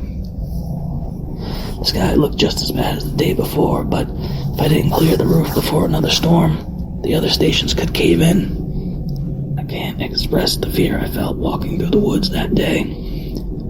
Any noise sent shivers up my spine. I was convinced someone had been there last night, watching me sleep. But if it was true, why wouldn't they wait for me to open the door? And how could they have survived the storm? I cleared the roofs from the other buildings, and as I did, it began to snow again. By the time I started my journey back to my cabin, the snow was too thick to see through. I was caught in it, and worse, I was lost. My compass seemed to be working, but the more I followed it, the less I recognized my surroundings. My feet burned from the cold, my bones shivered. Then darkness fell. I thought that was it. I would die right then and there, frozen in the woods. And then I saw a light. I thought maybe I had left the lantern on, but I remember turning it off. But I didn't care either way. I was glad because the closer I got, the more I realized that yes, it was my cabin, and I was home. The door was locked when I tried to pull it, but how could that be? Unless I was wrong. Maybe this was someone else's cabin. Maybe I wasn't as far from the other caretakers as I originally thought. I knocked and waited. The wind blew cold all about me. I moved to the window and saw the person inside. It was me. I stumbled back into the woods and hid. I watched as the person inside opened the door and looked out, the lantern held out ahead of them.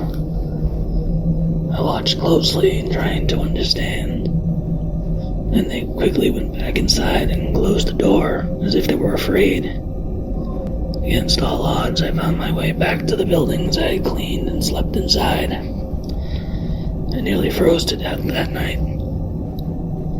The next morning, I stood in the woods and watched the cabin for as long as I could before approaching it. When I finally did, I found it empty, and the door was unlocked like I'd left it.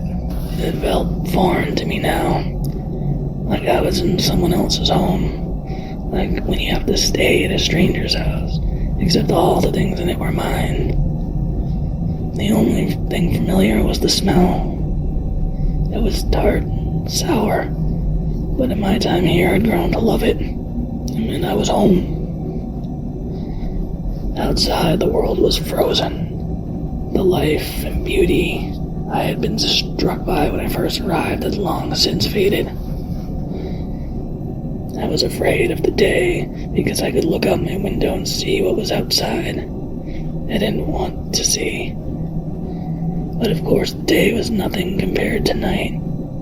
I needed the heater, but it lit the cabin from inside.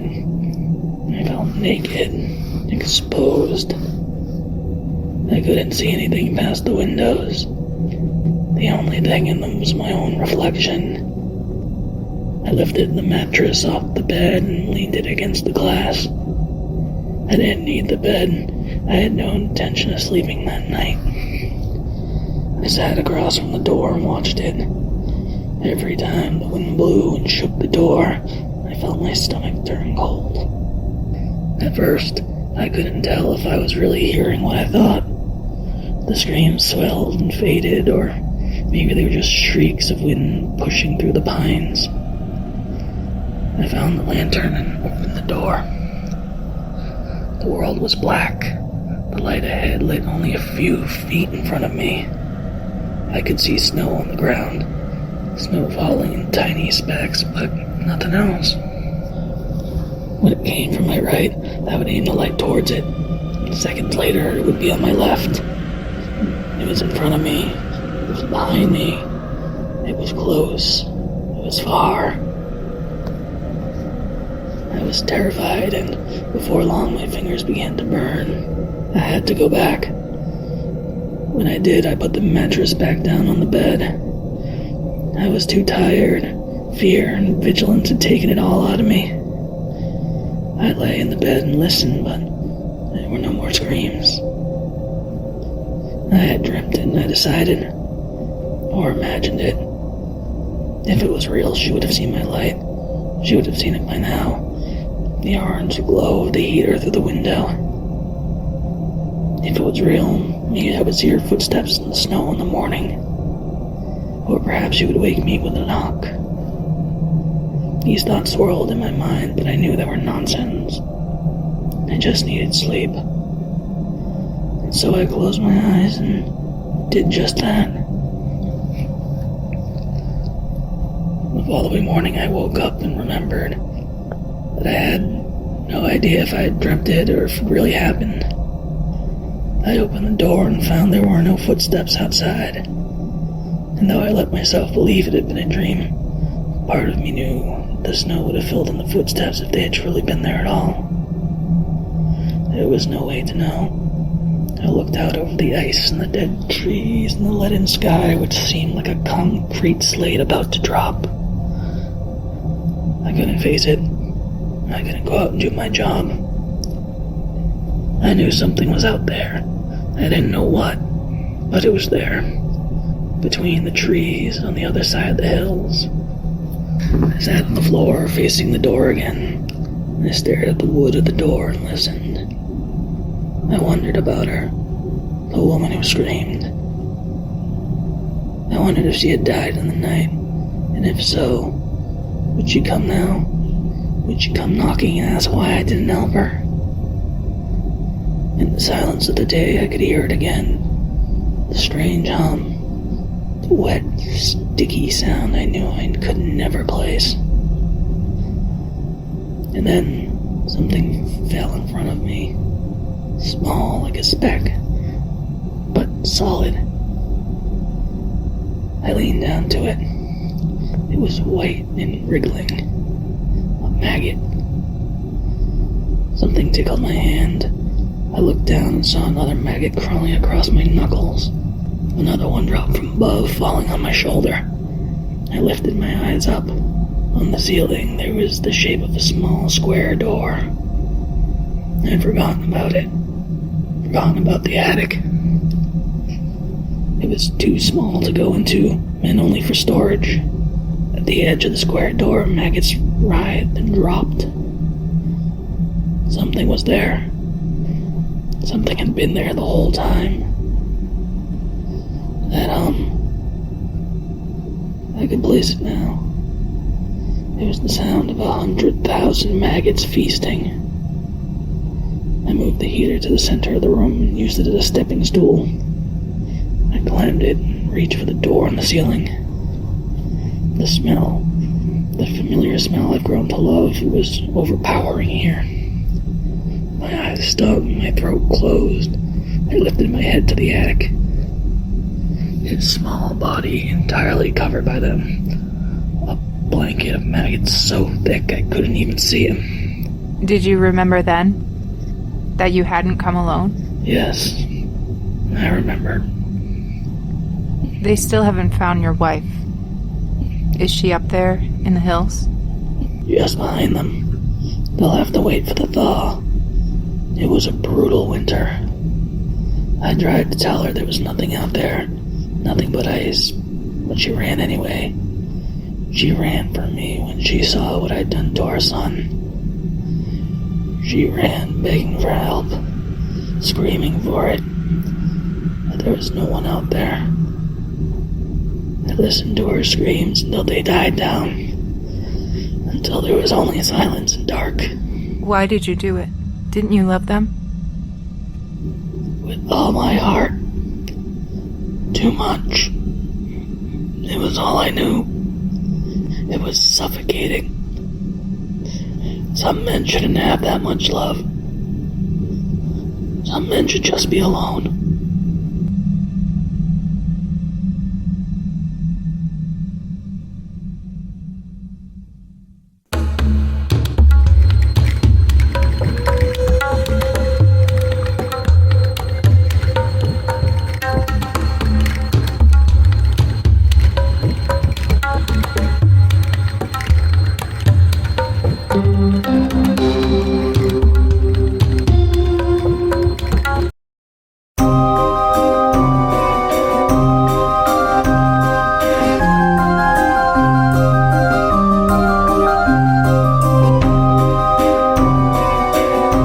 Hello, my name is Brian. Some people have a genuine phobia against clowns.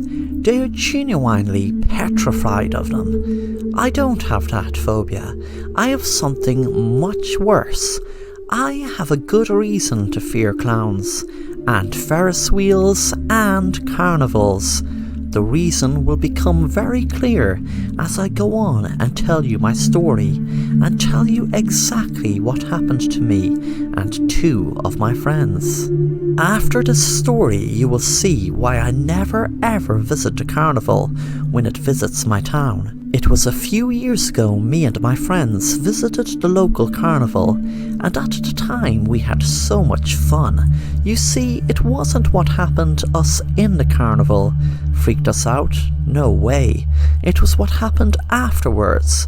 We were eating popcorn, we went on the Ferris wheel, and laughed so much at the silly clown who was extra funny. But that night when I got home, I was tired and went straight to bed. I must have fell asleep fast because I had such a bad nightmare that the clown in the carnival was holding a knife up to me and was about to kill me. There was all weird stuff happening in the nightmare.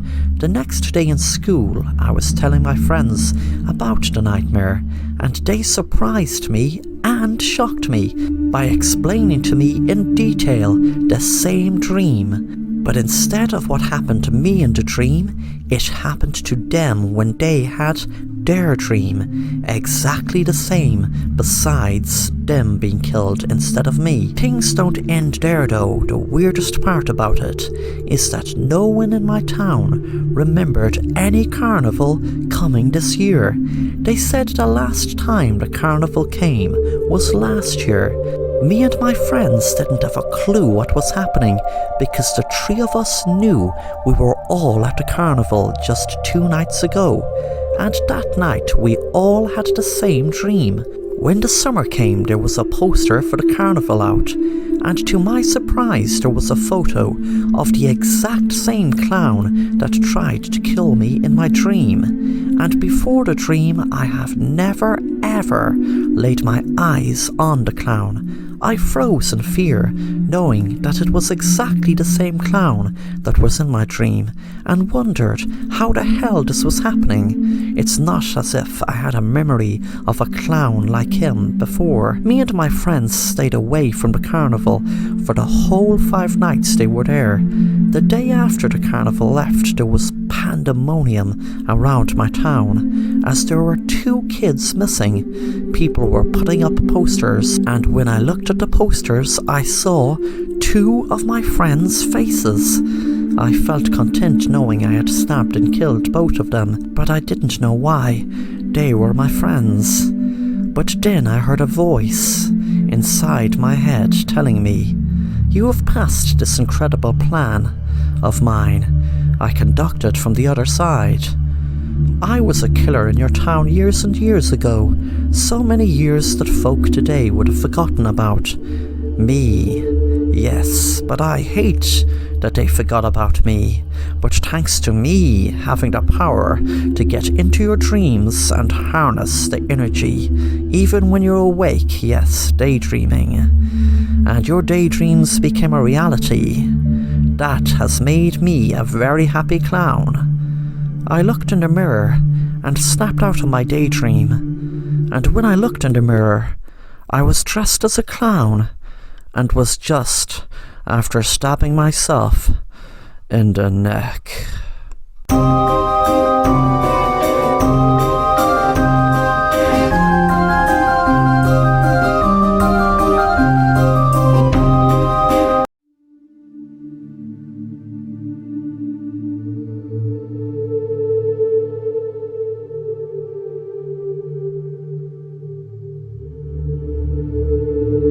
My wife and I bought a house that was quite cheap for the area, and that was 2 years ago. We have 2 daughters together. At first, everything was fine, and nothing out of the ordinary ever happened.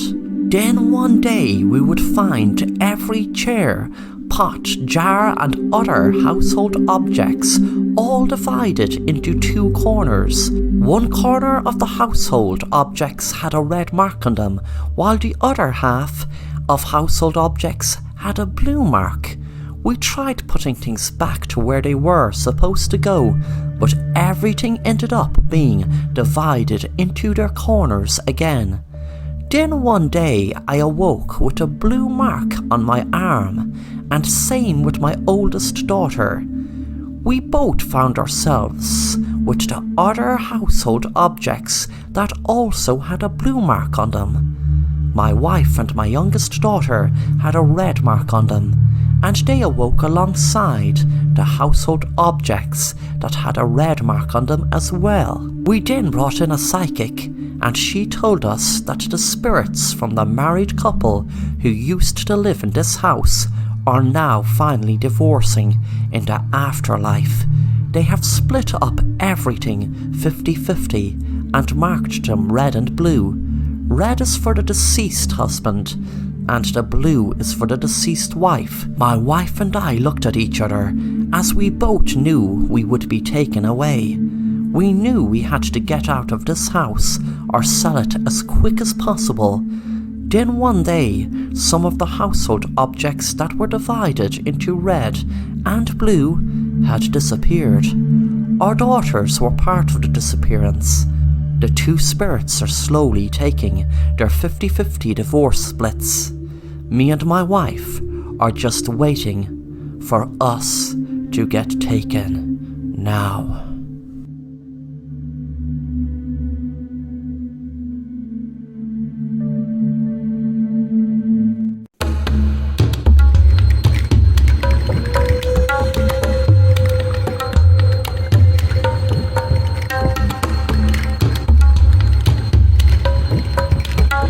Tracy was very upset after her husband went missing 20 years ago.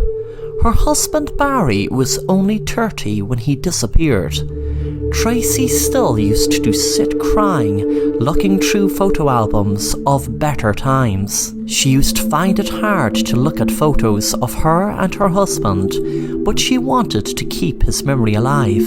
Tracy tried different techniques to contact her husband. She visited a psychic and even had a seance, but nothing worked. Lately, she had a huge urge to dig a hole in her garden at a particular spot. She went out one day into the spot where she had the urge to dig and began digging.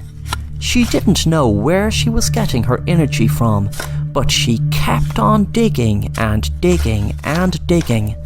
It eventually got too dark, so she had to call it a day.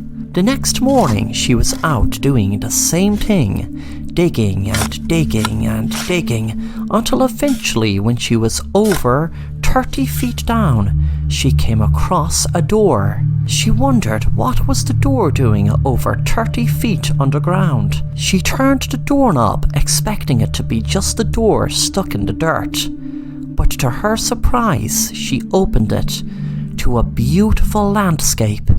She thought she was dreaming. Then a man that looked familiar stood in front of her and said, "You bitch." Tracy couldn't believe her eyes, but knew that the man standing next to her was her husband Barry, who would now be 50. Then suddenly Tracy woke up, thinking what a strange dream. The first thing she'd done, even though she knew it was a dream, was go out to the garden where she dug the huge hole in the dream. Of course there was no hole, but she thought of something. What if she dug a little?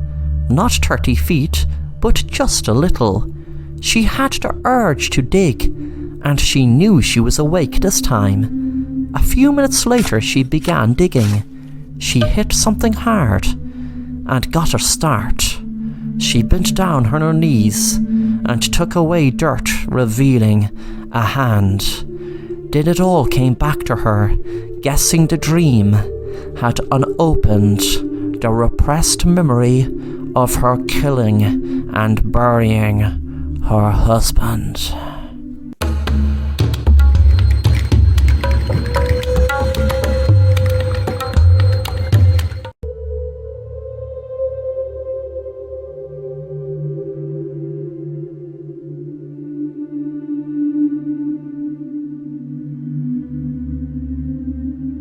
It was a lovely summer's day, and me and my friend were taking a trip in my private helicopter. Everything was going great. We were enjoying the view until we started to fly over my house. I noticed something strange. It was like a masked man was carrying my wife to my outside pool to throw her in. I quickly told my friend, "Look below, what's going on? Do you see down below? There's someone carrying my wife into the pool." I quickly flew the helicopter down and saw that a masked man was carrying my wife, and just as he got low, we could see him throw her into the pool. He ran away, and when the helicopter eventually landed, he was well gone. I ran over to the pool and jumped in, but by the time I did, my wife had already drowned. My friend rang the police for me, and when they came, I told them what had happened. We were flying over my house when all of a sudden I could see a masked man carrying my wife and throwing her into the pool. They asked did I have any enemies, but I couldn't think of any. My wife was in the bat, and I walked in, knowing what I had to do. I grabbed her by the neck and put her under the water until she stopped breathing. Then, when I knew she had died, I rang the girl of my dreams, who kept at me the last few months to end it with my wife once and for all. It was her plan. When she answered the phone, I told her what to do. "It's done, she's dead, but what you need to do is wait until about 3 p.m. tomorrow, dress up as a man, put your hair up, I'll convince my friend you're a man, carry my wife, I'll fly over the house in the helicopter, and when you see us go lower, run up to the swimming pool. I'll fly over the house in the helicopter, and when you see us go lower, run up to the swimming pool as if my wife was alive until you threw her into the pool. If they think it's a man that drowned her in the swimming pool, there is no way they will trace the real drowning back to me drowning her in the bat. And remember, the most important thing, baby, is I love you."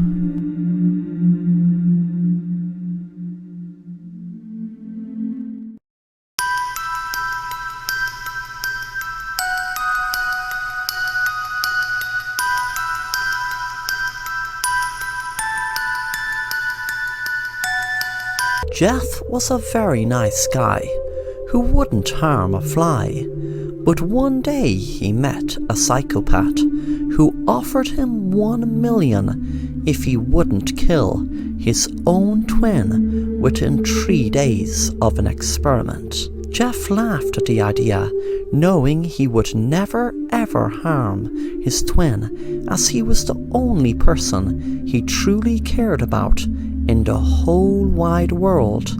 Jeff's parents unfortunately died in a car crash 5 years ago. Jeff also needed the money to pay off his mortgage and other bills he had outstanding, so the idea of being offered $1 million for not killing his own twin was too good to be true. Jeff even told his twin Darren about the idea, and Darren said, "Go for it." Jeff knew in his right mind he wouldn't kill his twin, but he feared they would drug him or something to drive him crazy, and he took every precaution his twin would be safe, and then he would collect his $1 million and they both would forget about their crazy plan. The first day the experiment started, Jeff was put into a white room. There was no chair or table or anything else, just a plain white room. After a while, Jeff felt dizzy and faint without any food, and the whiteness drove him crazy. Eventually he tried to lie down to get some sleep, but as soon as he did, loud music came into the room. He didn't even have a clue where the music was coming from, as he saw no speakers. The next day he woke up, and one of the walls was replaced with a huge mirror, so he could see himself in the mirror. He stared at himself and realized how tired he looked. When he went to sleep, he slept sound until he woke up. Darren's voice filled the room through the hidden speakers. "Well done, Jeff. You are doing great. This is day 3. You've just a few hours before you collect your $1 million. Good luck."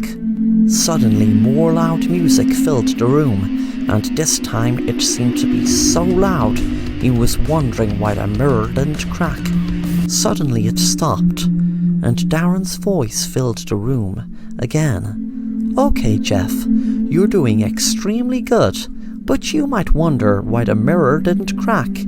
That is because it was reinforced, bulletproof glass that wasn't affected by the noise. But there will be a gun appear on the ground just now. You just need to make 10 different movements in the mirror and then shoot your reflection. Then you are free to go. Also, don't be surprised when the glass breaks, as the bulletproof cover to the mirror was lifted, so it's just an ordinary mirror now." Jeff made 10 different movements and lifted the gun and shot the glass. He then froze when he realized on the other side of the glass his reflection wasn't him standing holding a gun. It was him lying down dead on the ground. Darren walked into view and said, "Well now, Jeff, I guess you won't be getting your $1 million. You see, I told a little white lie. Maybe, I'm not sure, or was it I left out some very important detail concerning you? That mirror was a mirror, yes, and you were looking at your reflection. But when I had lifted the bulletproof shield, it was the mirror that lifted. What you were looking at, making those 10 movements, that you thought was a reflection of you, was really your twin. He had no idea what I said to you, but my twin Jason was telling him that if he copied every move you did in sync with you in the next 10 movements, you will be out of here. And you see, he didn't realize I meant you'd be out of here dead. I'm sorry, Jeff. I can't have you walking out here alive and blabbing all about my little experiment. But before I kill you, didn't I tell you I'd make you kill your own twin within 3 days?" Then Darren lifted the gun and shot Jeff in his head.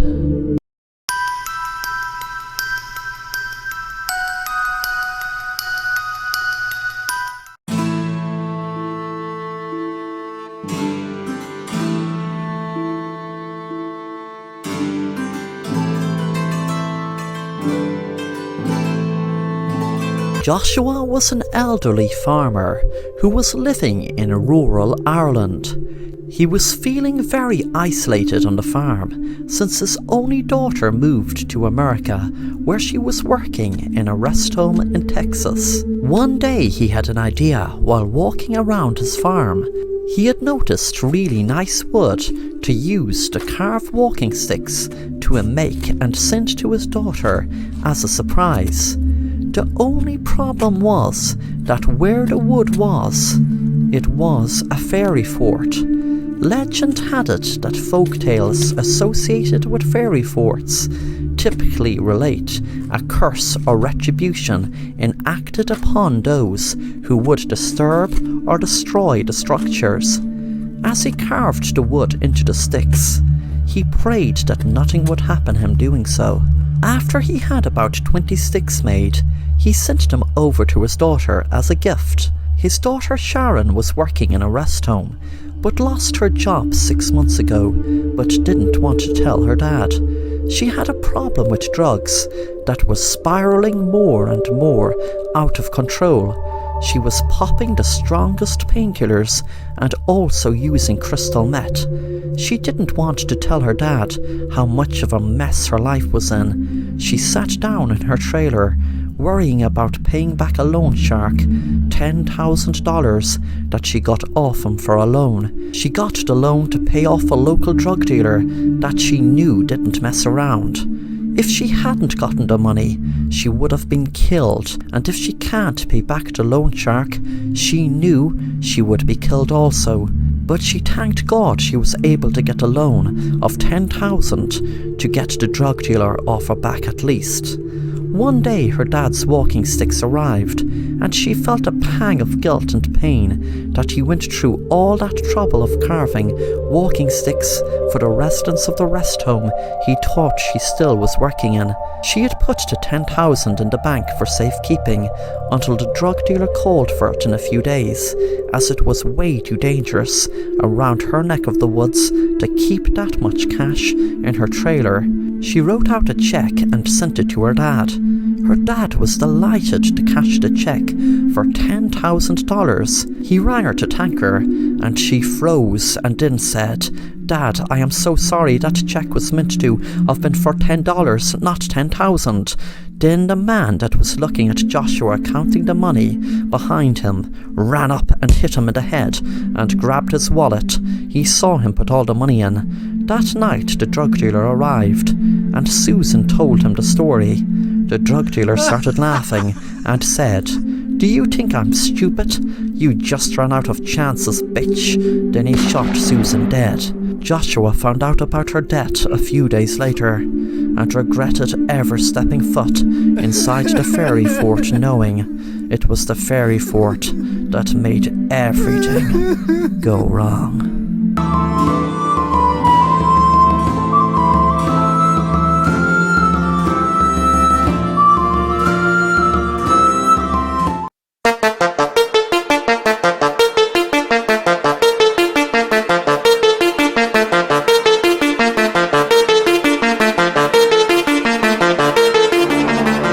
Sharon was walking down the street, sure that someone was following her.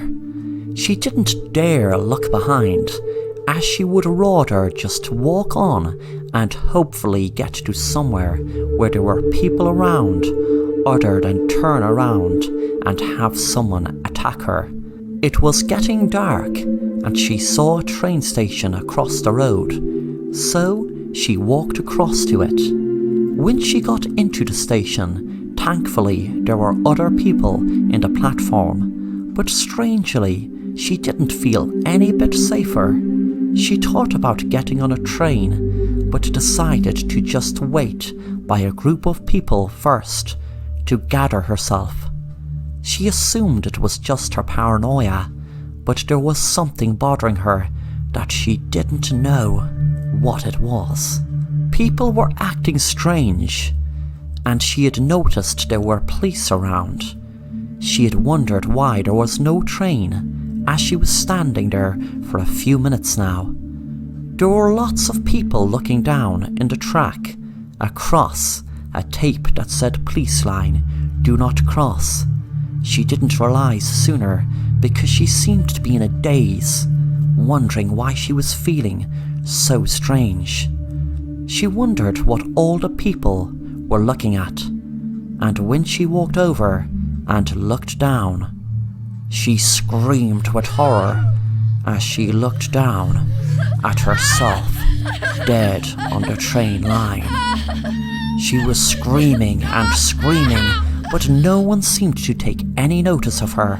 She had then noticed someone had made eye contact with her, and they seemed to notice her. They walked over to her and said, "Did you just realize you're like me, one of the dead?" She spoke on. "Don't worry, it gets better. I watch the news to see where there are local deaths. That way at least you could talk to someone." Sharon froze, taking in the words that the girl was telling her, realizing she was dead.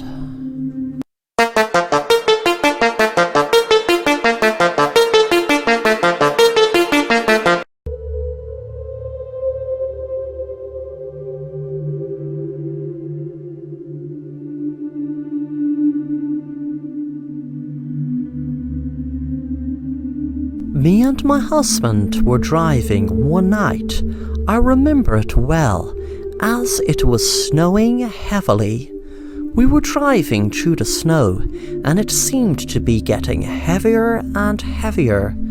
I remember my husband saying, "Hey sweetie, this snow is getting heavier and heavier." With that suddenly there was a screech, and the car skidded on black ice. The car toppled over, but luckily we both survived. We didn't even have to be hospitalized. A week later I was looking through getaway breaks, and I thought it a good idea to me and my husband leave our town for a week and go to stay in a cabin in the woods out in Utah. We drove there in a new car that my husband bought because he needed a car to drive to work 2 miles from where we live. We were driving out to the woods for what seemed like days, but in reality was only hours. When we got there, we were in awe of how beautiful the cabin looked with the trees surrounding it. It was just a beautiful sight. My husband stopped the car and turned off the engine. When we got out, he said, "Did you hear that?" I said, "No. What is it?" He smiled and he said, "Absolutely beautiful silence." That night we had decided to go for a walk in the woods. My husband heard it first. There were footsteps behind us, but when we turned around, there was nothing. We walked on, then suddenly I heard it this time. When we turned around, there was a person dressed in black, wearing a hoodie. I screamed, and my husband said, "What the hell are you following us for?" There was a man's voice. "Let's play a game called The Hunt. It's kind of like a game of hide and seek on steroids, or maybe hide and seek on acid. I will give you a head start of 10 seconds to get the hell out of here, and after that I'm coming after ye with my gun, and I'm going to shoot ye both dead."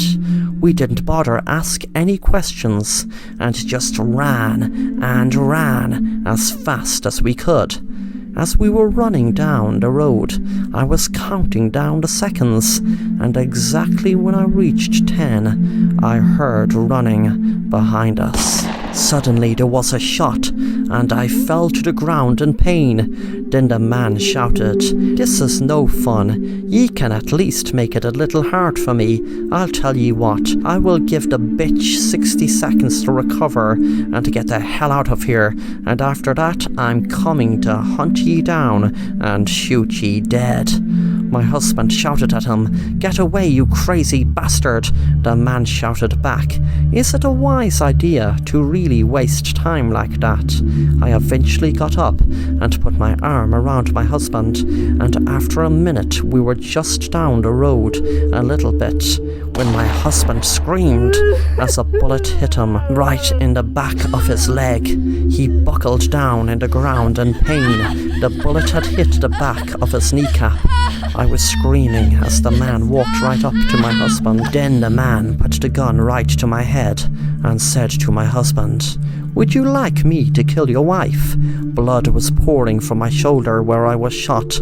The man said to me, "You have something to tell your husband, don't you? Something about the crash."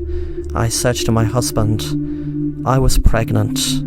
Then the man said, "Okay, tell him the real story." Then I turned to my husband and said, "Those bullets that were shot at us, well, I got shot by a red paint bullet, and you got shot with a real bullet. That's why I didn't feel pain getting shot, even though, of course, you thought I did. But you felt the pain. But that pain you're feeling isn't half as bad as when I lost my baby in the car you crashed." The man pointed the gun at my husband and said, "My baby you killed." And he shot my husband in his head.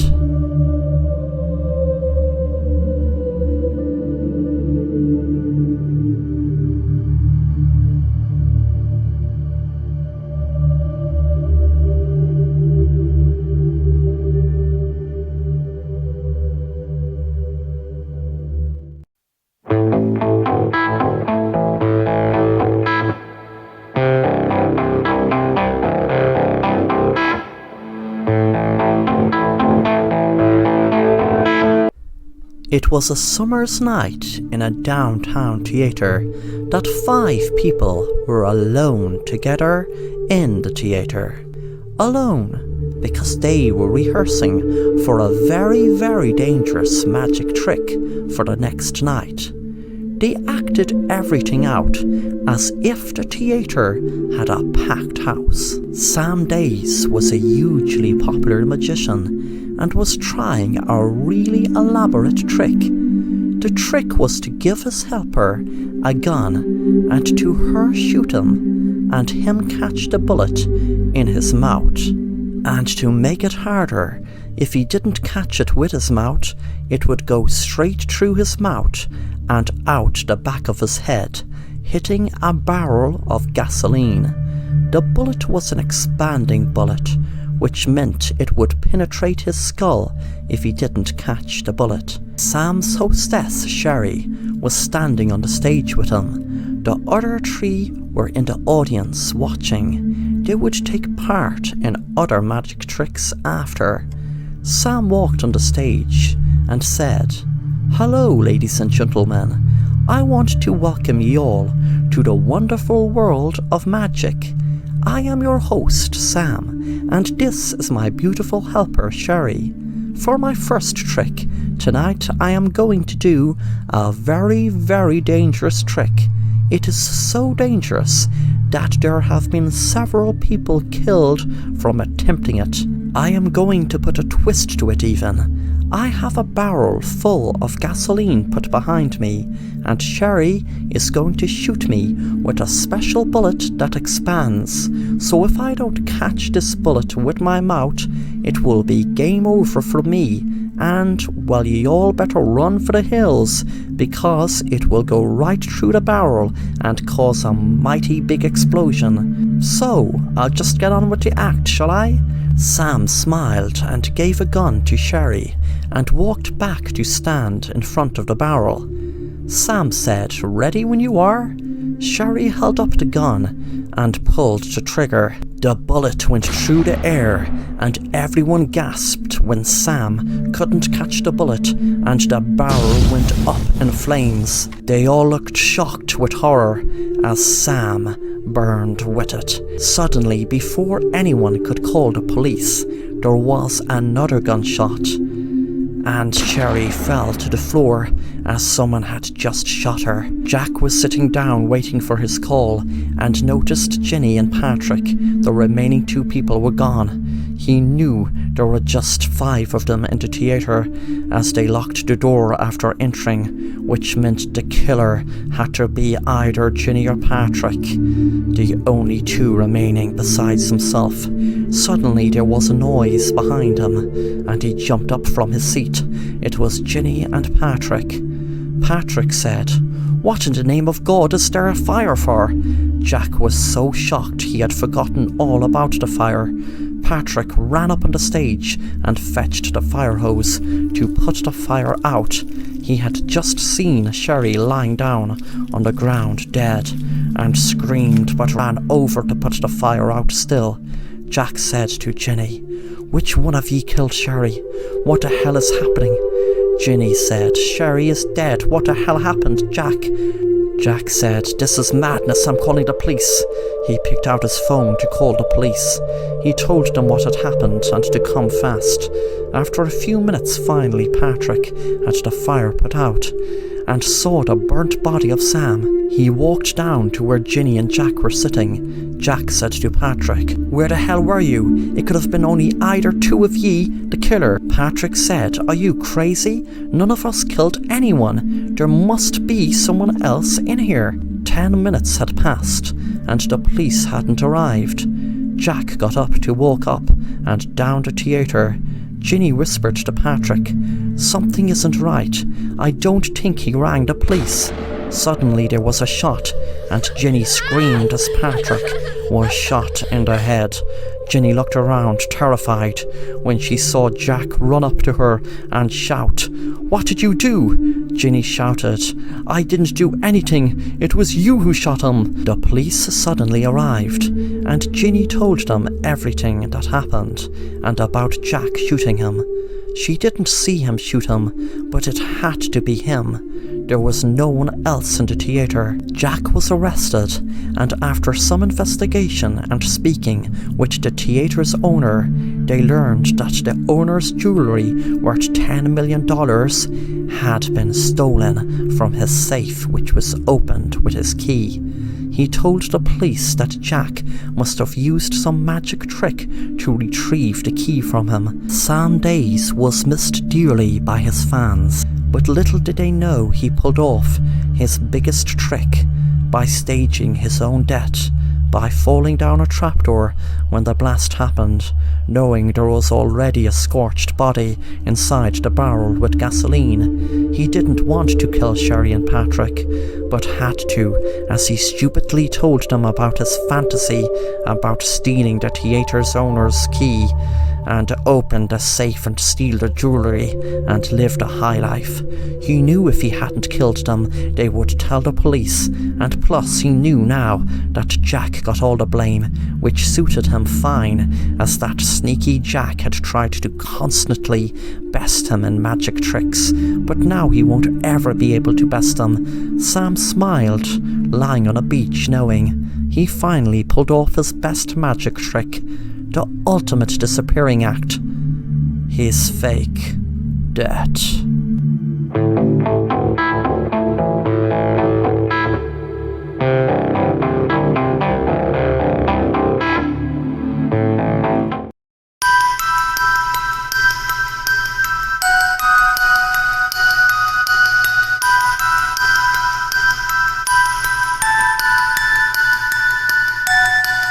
Hello, my name is Martin. It was a sunny day in June. Me and my friends were visiting a local park where there was a very big house and a beautiful garden. The house was open up for visitors to look around, and there was a shop and even a restaurant.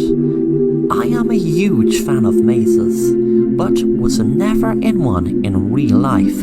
I just did them in books and comics or wherever I came across one. The main reason I wanted to visit this park house was because I knew there was a maze there. When me and my friends arrived at the maze, I was so excited, but I felt that excitement drain away when my friends said they weren't going in because they heard a story that one time a boy our age went in there and was never seen again. I told them that it was just a silly urban legend that wasn't true, but they were adamant they weren't going in. I could see the fear in their eyes, and I couldn't understand why.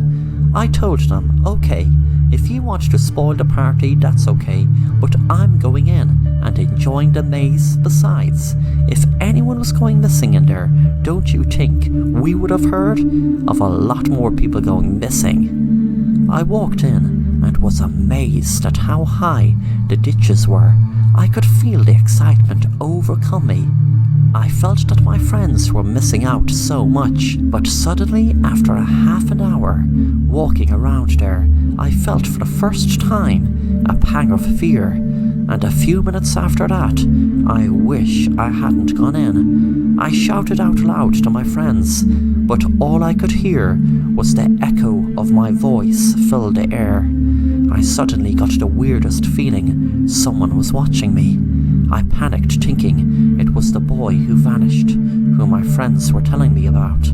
I walked around and around and around. I had enough of the maze now. I wanted to get to the exit to get out of it. Suddenly, I heard some shouting, and to my relief, I realized it was my friend Sarah. When I got out of the maze, I acted like I wasn't afraid and said, "That maze is so cool. I was walking around for hours, it seemed like, and I genuinely couldn't find my way out. They must have designed this maze so well." That night I was in my room, but that was when the weirdest thing had happened. I walked out of my room, and when I walked into, which should have been my hall, I was in my room again. I suddenly saw a door in another direction, and once again when I entered it, I was in my room. This kept happening over and over and over. I could not make any sense of it, because I could look back and see my room, and turn around and look in the door and see my room again. I was panicking, thinking of the maze, knowing what was happening to me in there is happening to me right now in my own bedroom. Suddenly I fell over something when I was going through the door. It was a book. I picked it up, and the title read, "The Maze." I opened it up and read the first page, and a shiver ran up my spine. The publishing date was 2020, and the year at the time was 2010. I looked at the writer's name, and it was my best friend Sarah. Then I read, 10 years ago, my friend entered a maze that me and my friend warned him about, and he never was seen again. We had warned him of exactly the same thing happening another boy years ago, who we cannot find out who it is. I stopped reading, then jumped when I heard a voice behind me. I turned around. My dad was staring right in front of me and said, "Son, don't be afraid. That maze gave you a secret magic that will make up for any friends you may never have seen again. You will understand as time goes on. I know, trust me, I was that other boy that went missing."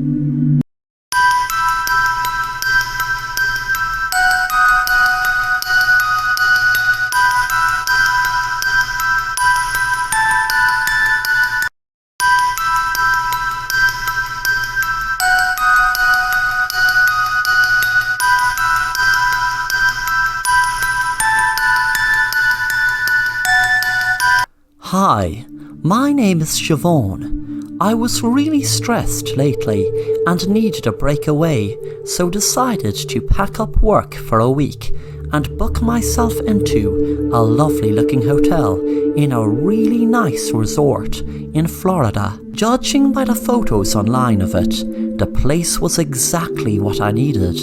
I just needed to get away from everything for a few days, so hopefully a week would do the job.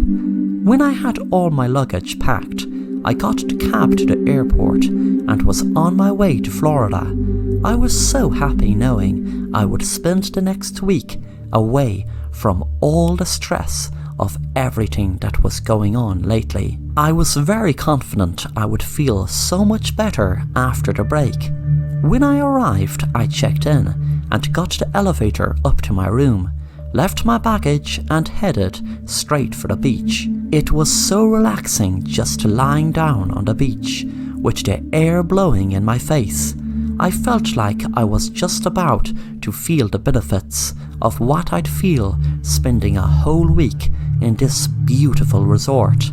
That night I was in the hotel's bar, and I was feeling kind of fed up, thinking that in a week I'd be back to my ordinary life and the troubles and stress will be waiting right for me.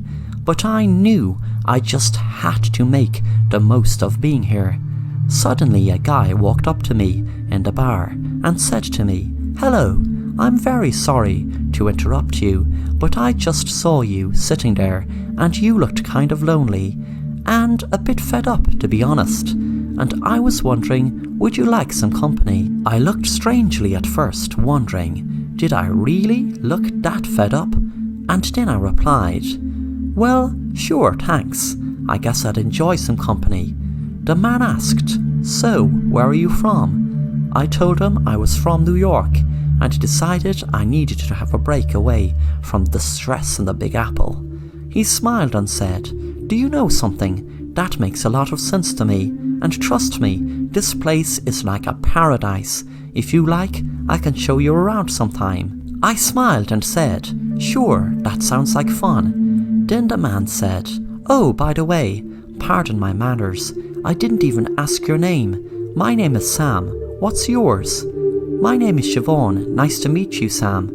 The next day, I was relaxing on the beach with Sam. He spoke. "To be honest, when I saw you alone and looking kind of down, I had to come and say hello." I looked confused and asked him why. He replied, "A few weeks ago there was this beautiful girl who was sitting by herself in the bar, just like you were, and well, she looked to be upset over something. I was going to introduce myself and ask her would she like company, but I didn't. And well, the next day I found out she was after committing suicide by jumping off her room's balcony. I felt so sorry for the girl and told Sam that there was no way of him knowing she was so upset and was going to commit suicide. That night me and Sam were in the bar having a few drinks and speaking. I wondered would it be too soon. When we were in my room, we sat on the bed and had another drink. Sam stood up and said to me, "Do you know what I love most about this hotel? The beautiful view from the balcony." We both walked out to the balcony and were admiring the view. I said to him, "It's beautiful." Suddenly Sam put his hand on my back and was about to push me over when I took my taser out of my pocket and tasered him. He jumped back, feeling surprised I was ready for him. Then I said, "That girl you were telling me committed suicide. We both know that she didn't jump." Then I held my phone up and showed him a picture that was taken of him without his knowledge, with text underneath it saying, "Help, call the police, this man is going to kill me." I called the hotel and asked for my friend Lisa, who you pushed, but when they had sadly confirmed to me she had committed suicide, then I had an expert in facial recognition do a background check on you, and boy was I happy to know that you were working in this hotel. I knew the police would let you off, so I have my own idea of justice. Also, thanks so much for letting me know what type of lunatic you are by wanting to push me off the balcony also. But I'd just like to know why. Why would you want to kill an innocent woman after just killing an innocent woman just a few weeks ago? With that, the door was knocked open, and I heard police shout, "Stop, police!" They walked over to me, and they couldn't even see the damn man lying on the ground. I was cursing this hotel's CCTV footage for picking up my face and letting them finally see me when they were looking for me for months. And I was wondering why, because I knew I was on the run, but didn't know why. It was months later I had learned There was no man. I suffer from a condition called dissociative disorder, which means I was the man, but there was never a man, and it was me who killed my friend.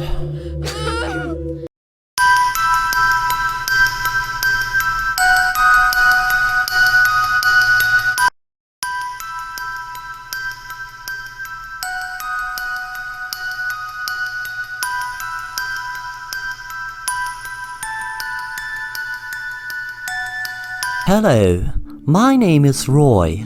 It was a winter's night. Me and 3 other people were invited to spend the night in a room that had a prize for just staying there. It was a very attractive idea, as we were sent links of photos and videos of the room. It was just an ordinary room with no crazy stuff in there. First I was wondering, would there be saws and torture equipment in there, like the movie Saw? But the link showed photos and videos of the room, as I said, and it seemed harmless. But let's get back to the prize. The prize was $100,000. I first wondered, was it a prank or a joke, but I decided to give it a go. I mean, what harm could it do? The night came, and when I arrived there were 3 more people, a couple and a man. We started talking about how we were sent a link to take part, and how we were reluctant in taking part. There was no one greeted us at the room. We were just sent a link on our phone that gave us a tracking device to give us GPS directions to get here. Then there was a room with a code to enter in the middle of an abandoned building. It was all really creepy. There didn't seem to be anything in the room, just 4 boxes and 4 TVs on the wall. I was wondering what it was all about. Then suddenly one of the TVs came on, and a person in a hood and mask came on the screen. Hello there, and welcome to the room. As you know, if ye stay here ye will win $100,000, and that is true, but there are just a few tasks that ye have to do first. There will be 3 of the TVs on the wall changed to a live stream in just under 2 minutes, and then you will see that I will give ye instructions on how ye can win your $100,000. And remember, ye can all win $100,000 each. Just follow simple instructions, and the money is yours. Suddenly, 3 of the other TVs came on, and a couple and a man were in shock when they saw what was on the screen. I could see my wife strapped to a chair, gagged, and the couple started screaming as they saw their 2 kids, a boy and a girl, strapped to a chair and gagged, and a man had been screaming about his wife, which also was strapped to a chair. The man spoke again. Well, I wasn't disappointed with the shocked reaction, but let me explain why ye are watching your loved ones attached to a chair. But before I do, I have a little surprise for you. Suddenly a masked figure walked up to each person in the videos.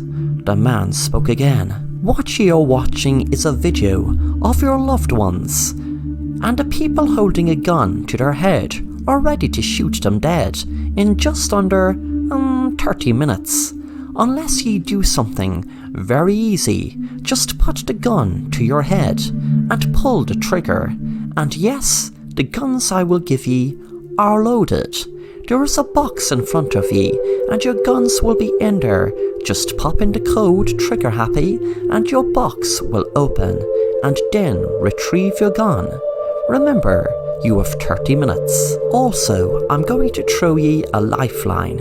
If ye aren't up to killing yourself, then if you kill another person in the room, then your family will be free. Same as if you kill yourself.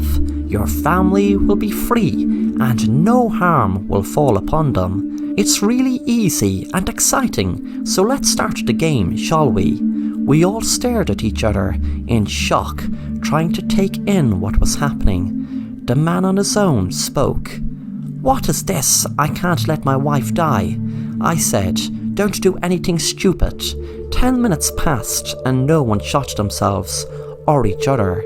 But after 15 minutes, the man shouted, "I can't take this anymore," and pointed the gun to the man who was with his wife and shot him. Then he shot the man's wife and then shouted, "I'm not a killer, but they're going to charge me for murder and put me in prison for a crime that I only did out of love for my wife." With that, the man shot himself in his head.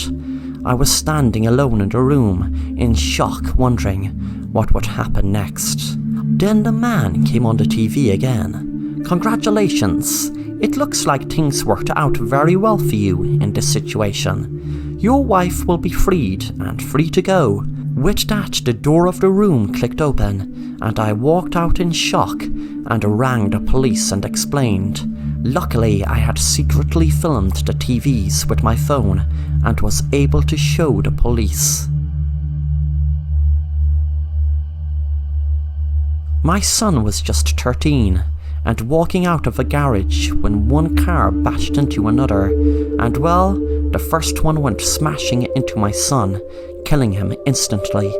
The car sped off, but I had the presence of mind to ask my friend Fred to wipe the CCTV, as I knew if the license plate numbers were given to the police, then the justice they would be served wouldn't in any way equal my justice.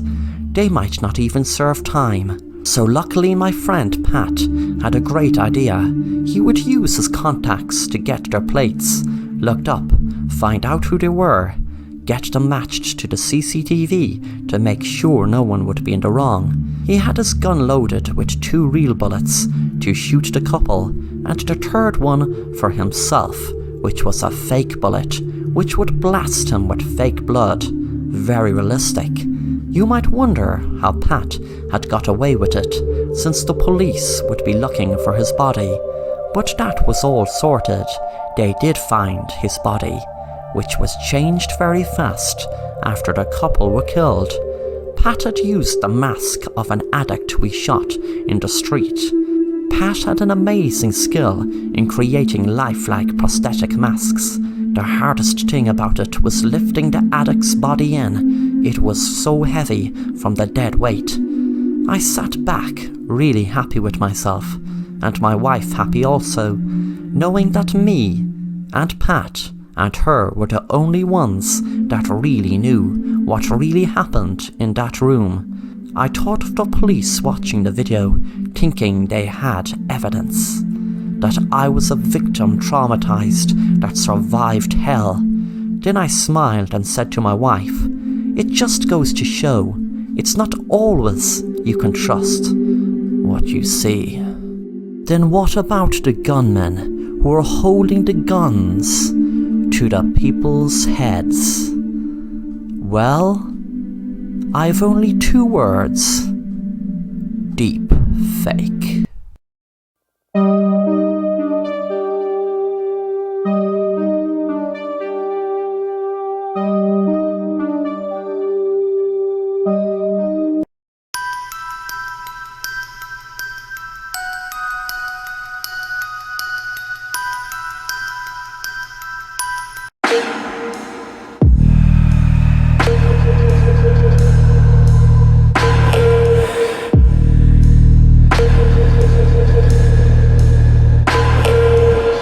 Two police officers were driving down the road on a quiet summer night when they spotted something strange.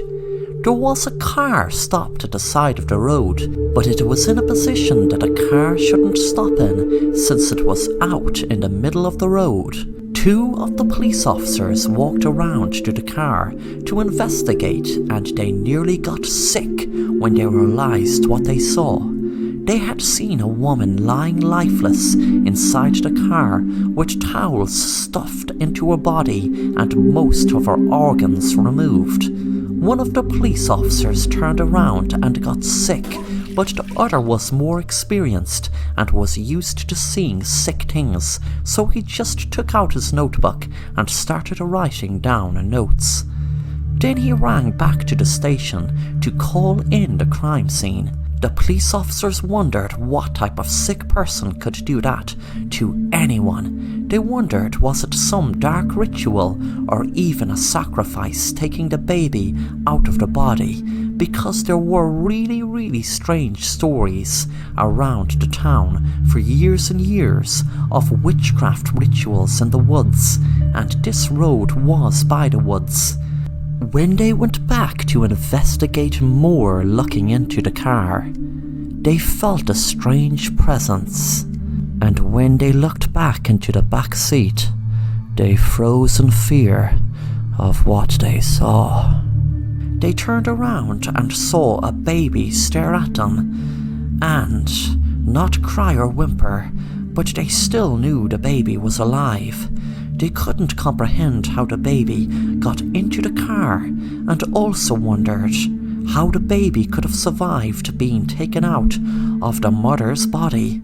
The two officers seemed to be in a daze. When they took the baby out of the car, one of the officers realized there was a newspaper article stuck in the baby's hand. It was as if the baby was clutching onto it for dear life. The newspaper article was about a serial killer that died in prison 2 days ago, and before his death he became obsessed with being reborn through a human sacrifice. It sounded sick, so he didn't read on. One of the officers had a crazy idea he didn't tell anyone, but since he had the opportunity he went ahead with it, and knew people in the right places, so he got someone to run a DNA test on the baby. A shiver ran up his spine when he realized a hit came up on file, which was the same match as the murderer who wrote the notes about being reborn through a human sacrifice.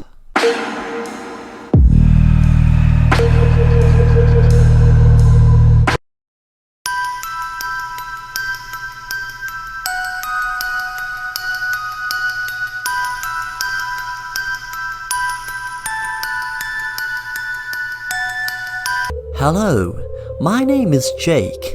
I used to get upset over my daughter Sarah's last boyfriend, Fred, as he was an ex-convict. So was it hard to blame me? I mean, what father would be delighted with their daughter going out with an ex-convict? He was in for drug dealing, and the thing is, she has moved on, but to be honest, her new boyfriend is worse. The first day I met him, me and my daughter and wife and her new boyfriend Tom were having a meal. Tom just gave me a cold stare, and there was something dark and void in his eyes. My wife and daughter hadn't seen it, but I knew he was hiding something. I don't know what, I don't know how big, but I just knew. I tried telling my daughter, "Sweetie, I know that you think you know Tom, but are you really sure you really know him? I mean, put it this way, he doesn't seem to talk about his family much." My daughter cut me off. "Dad, why do you question everything and everyone I go out with? Tom is a very caring guy, and he has been there for me the last few months, and especially since Fred has become a crazed stalker who just won't get it into his head that I am over him and don't want anything to do with him. Tom has told him to back off, and to be honest, I don't think he would have, only for Tom frightening him or whatever he did to get him to back off. I was really scared my daughter was going to get into trouble with this stranger Tom, so I used it to my advantage what she had just told me about Tom frightening her ex Fred. I said to my daughter, "Well, there you go, sweetie. You don't know what he did to Fred. Did he threaten to kill him, or did he have him beaten up? I mean, let's face it, Fred doesn't seem the type of guy to just back off. You were months trying to get him to stop stalking you. I was hoping to find something to prove I was right about my daughter's new boyfriend Tom, so I did some research and typed his name into the search engine. Millions of results came up, so I tried doing the image search of him and the town and the company he is meant to work for. I was hoping he wouldn't appear at all, that he was just giving a false name and he would be cut out way before anything bad happened to my daughter. But my hopes were dashed when his face popped up. Things came to a head one Friday night when me and my daughter went to Tom's house. She was delighted I had accepted to go to his house for a meal. My daughter went in and had just realised I'd left my phone in my car, so I went out and fetched it. A few seconds later, I heard a gunshot from inside Tom's house and my heart started racing. I ran into the house and saw my daughter crying inside there. I told her, "Get back." I had a gun with me at all times for protection, and my daughter knew about it. I told my daughter to stand back, and I kicked the door in and could see my daughter's ex bleeding to death on the ground. Tom was standing there shouting. I shot him in the head and explained to my daughter I had to, as he had his gun held to my head and was going to kill me. My daughter rang the police, and while I was waiting I saw her on the laptop and asked her what she was looking at. She told me, "Don't worry, Tom has CCTV inside the house and outside. I'll be able to show the police that you just shot him in self-defense." Then I noticed I could see my hand go in the window while I was pretending to fetch my phone, but I had went around knowing the window was open. All was ajar. It was a habit Tom had that was a real advantage to me. I was seen holding the gun in the window to the back of him and shooting Fred. My daughter knew now that it was me who shot Fred, and I had planned to burst the door open, pretending to have had to kill Tom before he had killed me. My plan was ruined now. That's why I knew what I had to do before the police came. I knew they would know that it was me that purposely set up Tom to look like the killer that killed Fred, but it was really me. And it was really me who killed Tom because I wanted to, not because it was self-defense. And I knew what I had to do before the police came. So I held the gun up to my daughter and pulled the trigger.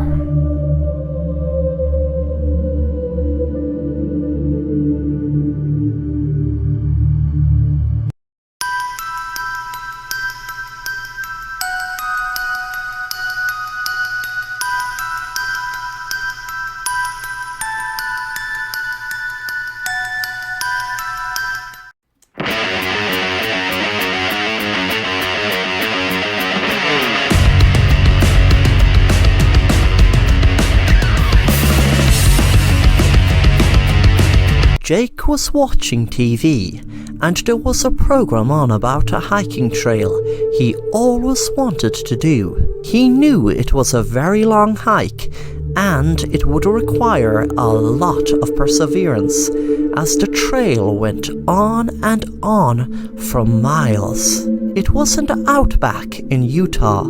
He didn't want anyone to go with him on the hike, as he was looking for something to take his mind off his very stressful job as being a lawyer. Jake just wanted to relax for 2 weeks on the hike into the outback of Utah. On the day of his hike, he figured he would need snow gear, as the weather was so cold. Sure enough, when he was on his way, it began to snow. He picked the wrong time of the year, he told himself, but he proceeded to go through the trail. He was using his phone as a compass, but it didn't seem to help him much. He seemed to be getting nowhere. There was a huge snow blizzard arrived, and he tried to trek through the snow and find shelter.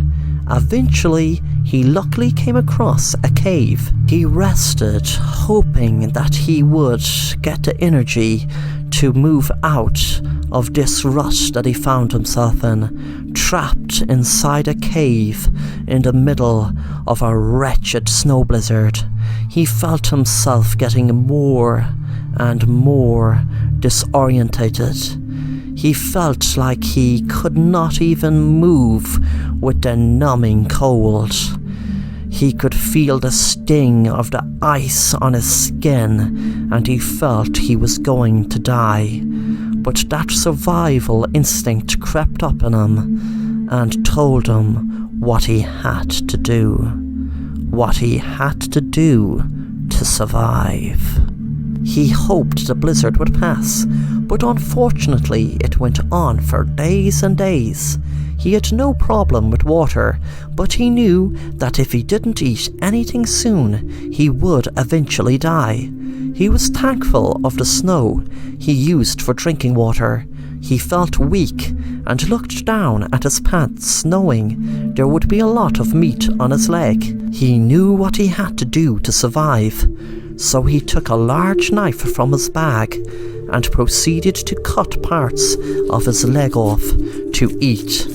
He died faster than he would have if he starved, as he bled to death in the freezing snow.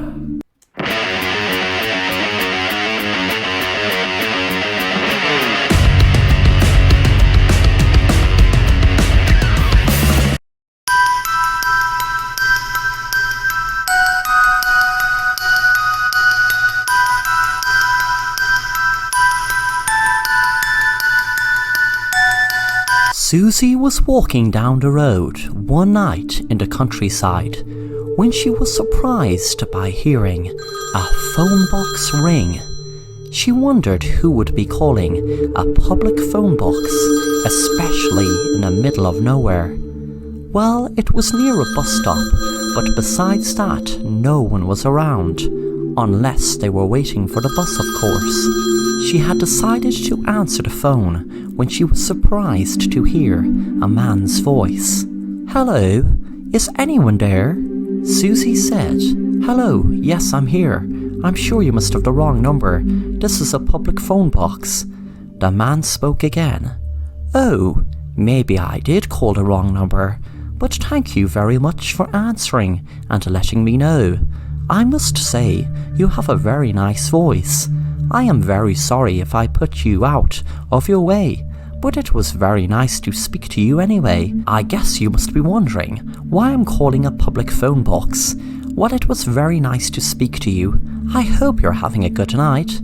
Susie felt strange, a stranger calling a phone box, asking her was she having a good night, but she liked how he spoke, so replied, "Yes, I'm having a great night, thanks for asking. I'm just waiting for the bus to go home now." The man said, "Oh, I'm very glad to hear you're having a good night. So the public phone box is near a bus stop then, I gather." Susie was enjoying the chat with the man, but realised the bus was coming, so quickly said, "I'm very sorry, I have to go. The bus is coming. It was nice talking to you. Bye." The man said, "It was very splendid talking to you also. Bye now." Susie walked into the bus and felt happy for some strange reason. About the phone call, the man had left a good impression on her. She was wondering, was it his voice or what he said, and she wondered what he had looked like. When she got home, she told her sister Rachel all about it. "I was waiting for the 10 o'clock bus, and well, I was very surprised to hear the public phone ring in the phone box right next to the bus stop. I answered it, and there was this really sweet man on the other end. And, well, we had a lovely chat, but unfortunately the bus came before I could even tell him my name." Her sister smiled and said, "Wow, what age was he? I wonder what he looked like. Maybe he looked like a film star." Susie said, "I'm not sure what age he was, and of course I have no idea what he looked like, but he seemed so sweet." Rachel said, "Are you going to wait at the bus stop again tomorrow night to see if he calls? How do you expect him to call the same phone box again at the same time? It obviously was a wrong number he dialed." But the next night Susie made sure to be waiting for the 10 o'clock bus again, and was pleasantly surprised when the phone rang again. She ran into it and answered. "Hello? Hello, Susie.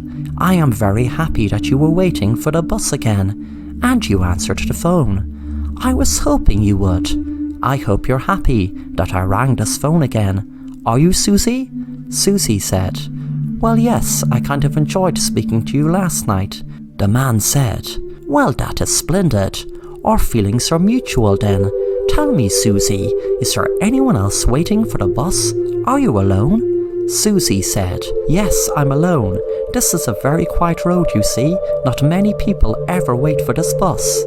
The man said, Oh, it must be in the middle of the country then, Susie, since not many people catch the bus. Susie saw the bus coming up the road and said to the man, I'm sorry, the bus is here. The man said, How about we continue our conversation tomorrow night? Same time, Susie? Susie agreed. The next night at the same time, the phone rang again. The man said, Susie, I'm not sure I even told you my name. My name is Fred, Susie, and do you know, I love your voice, but I would love to be able to put a face to that voice. How about we meet in person, Susie? Would you like that? Susie thought about it, then quickly said, Well, yes, if you would like that, sure. She gave him the directions to the phone booth and told him she would meet him at 9:30 tomorrow night. Back at Susie's house, her dad was reading a newspaper article about a serial killer at large in their locality and the surrounding areas of the countryside around their village. He was worried she was out late and was just about to call the police when she had walked in the door. Susie felt a strange feeling. It was like she was in love. She felt it strange knowing that she hadn't even met the man, but still felt strangely in love with him. She told her sister about her meeting him tomorrow night.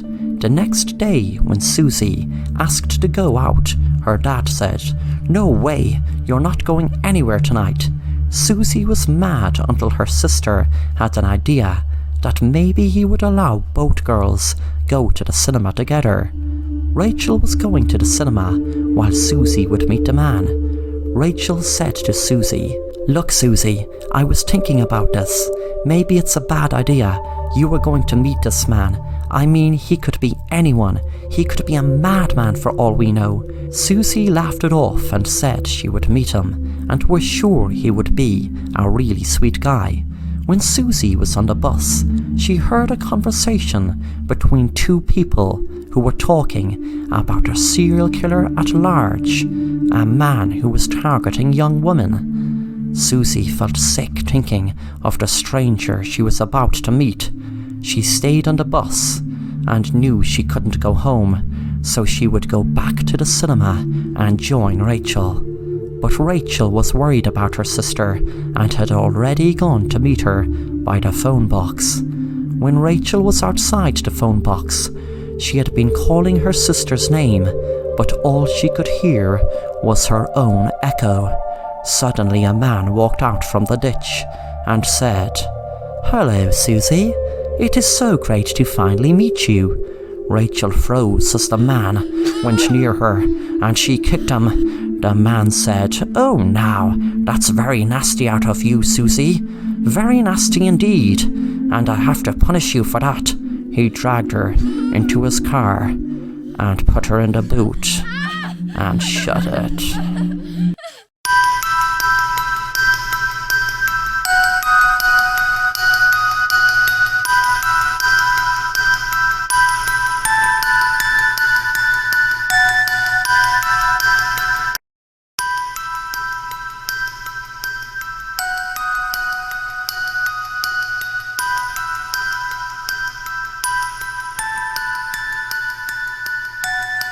Michael had a drink problem for years, and his wife Anna hated it, knowing that she could expect him to fall in the door any night drunk and angry.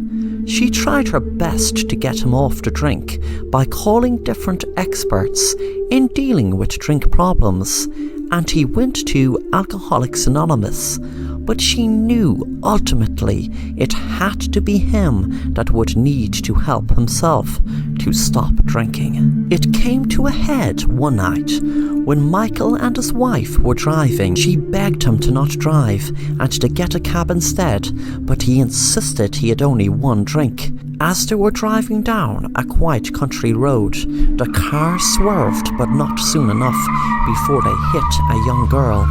Michael and Anna were terrified, and Anna shouted at him to call the cops, but Michael pleaded with her not to and to just drive home.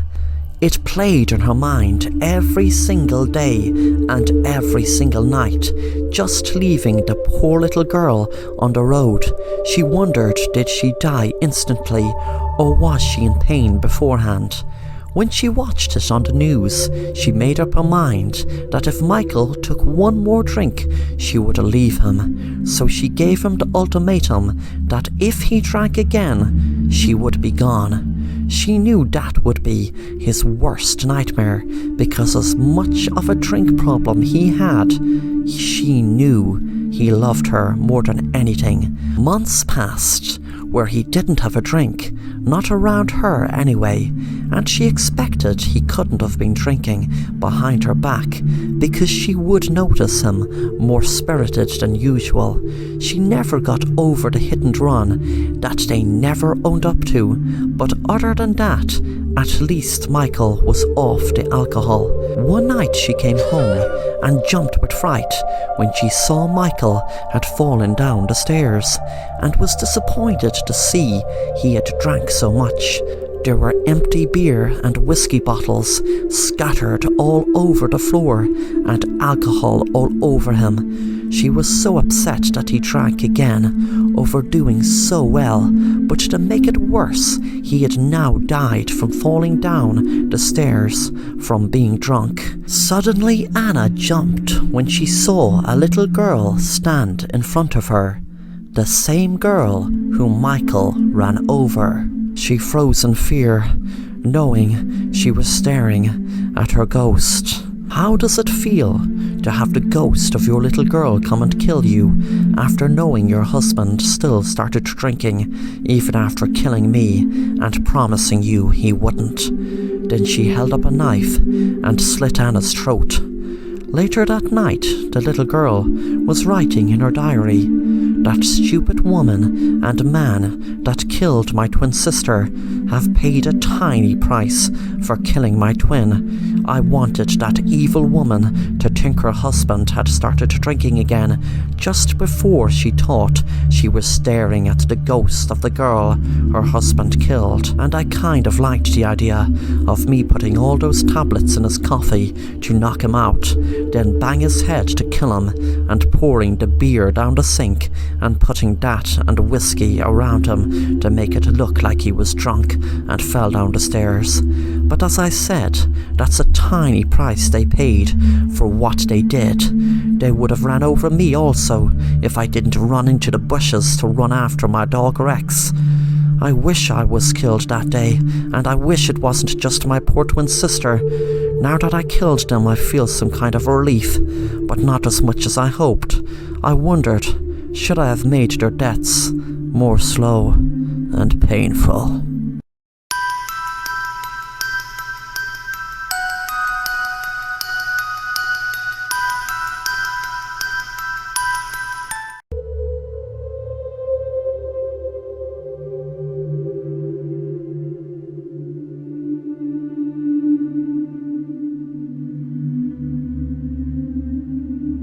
I had a very tragic event happen in my home years and years ago.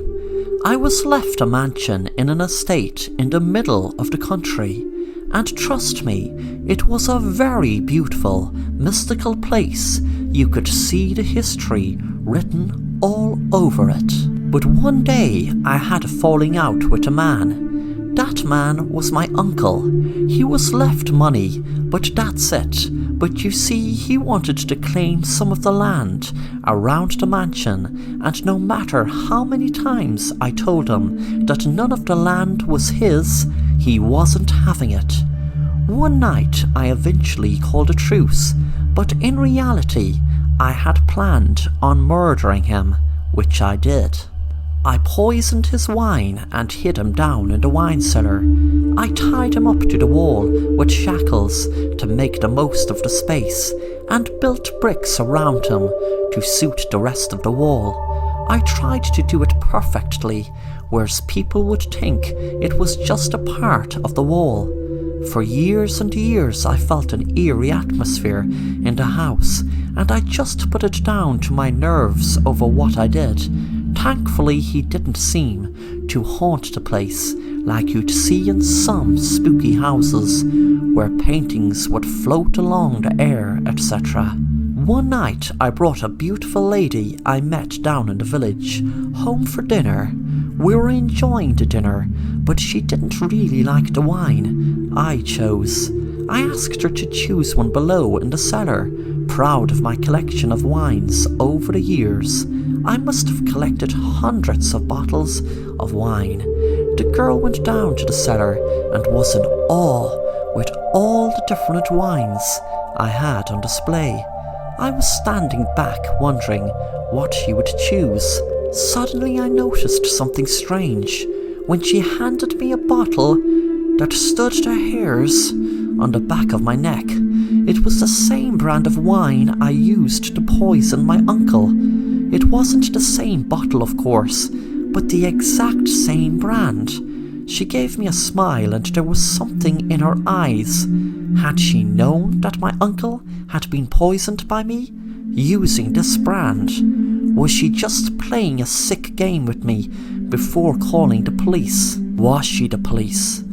All different questions swam around in my head until I realized something was moving. It didn't make a sound, but it was definitely moving. I panicked, but couldn't let her notice the fear.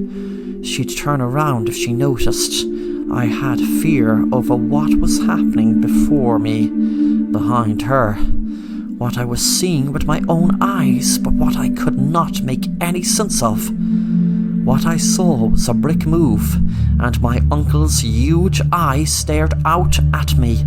I remember he had lost an eye in the war, but I hadn't seen that eye for years, not since the day I killed him. I told the girl we should go up to finish our meal. It will be getting cold. She gave me a quizzitive look, as she knew we had practically finished our dinner already. Suddenly she turned around and screamed when she saw my uncle's eyes staring right at her from the wall. I didn't know what was happening. How could my uncle be alive? I had to stop her screaming. I had to stop her screaming. It kept getting louder and louder, so I grabbed the bottle and smashed it over her head.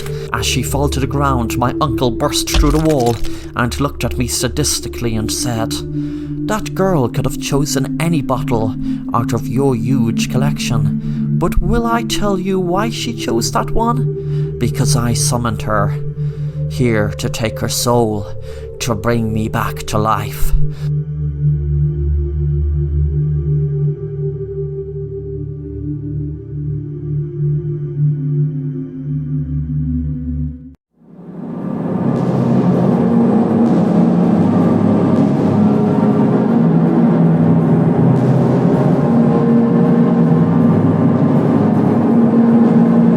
It was Valentine's Day, and I was looking forward to go out on a date with my girlfriend for months, but unfortunately it was a lockdown, so we couldn't go out to any restaurant or anything.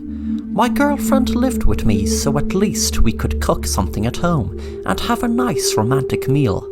She sat down on the sofa watching TV while I cooked her the meal. About an hour later I called her out to the kitchen, and the table was set with candles and all to give it that romantic atmosphere. We started eating the meal and my girlfriend told me how delicious it tasted.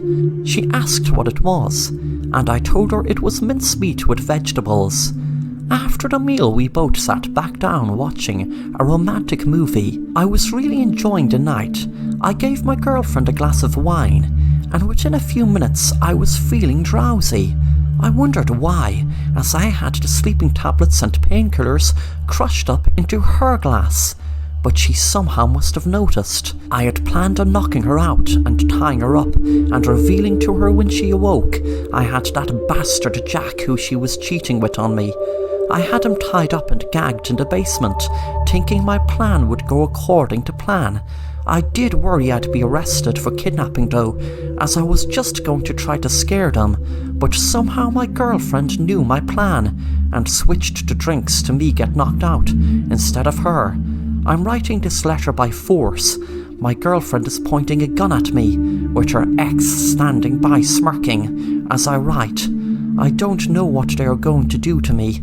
My girlfriend is asking me to write what I think she is going to do to me.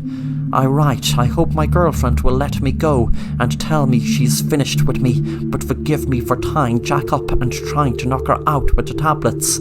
She looked at the ending and smiled, then said, "This is just what I wanted."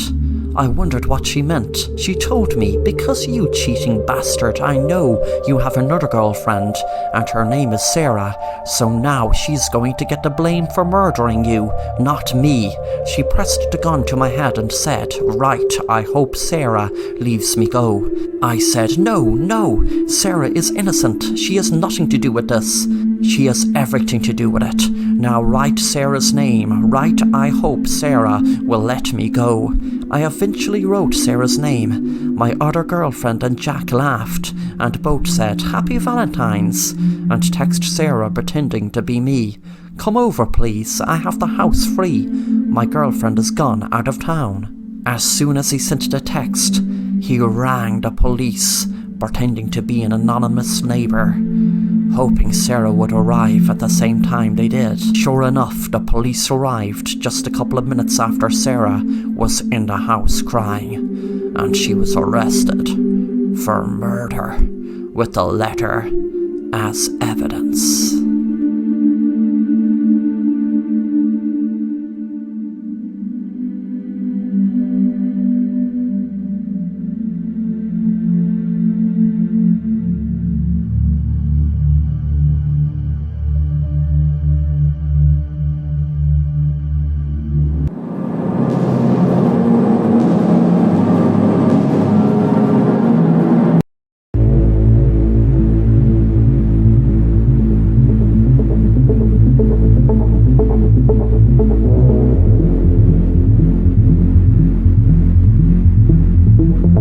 Who is Short Story 1? He is a horror writer who writes on horror subreddits on Reddit. His stories are vastly unique and sometimes don't even make sense.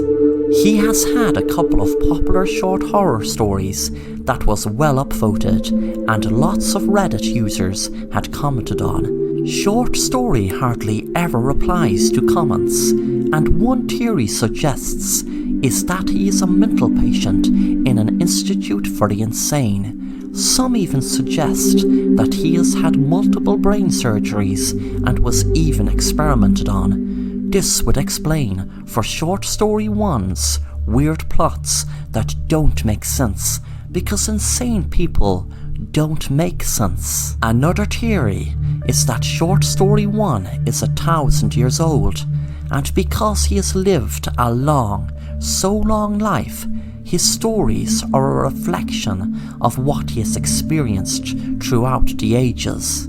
This would also explain why his grammar is terrible, because language has changed so much in the last 1,000 years, and Short Story 1 has failed to keep up. Another theory is that Short Story 1 is an actual alien that is just having fun with the humans on Reddit. Short Story 1 being an alien would explain so much about his writing and why it's so absurd. Maybe Short Story 1 is lost in our planet and has no idea what he is doing at all. Short Story 1 is maybe an alien that has transformed into a human and is struggling dealing with the human mind and emotions. The last and most likely theory is that Short Story 1 is artificial intelligence robot and someone experimenting the robot by letting it write stories on Reddit and seeing humans react to it. As we know, technology is evolving so fast and robots in the future are now a strong possibility. Driverless cars have evolved so much, and Short Story 1 might be a robot that can imagine. Who do you think Short Story 1 might be? Have you read his stories?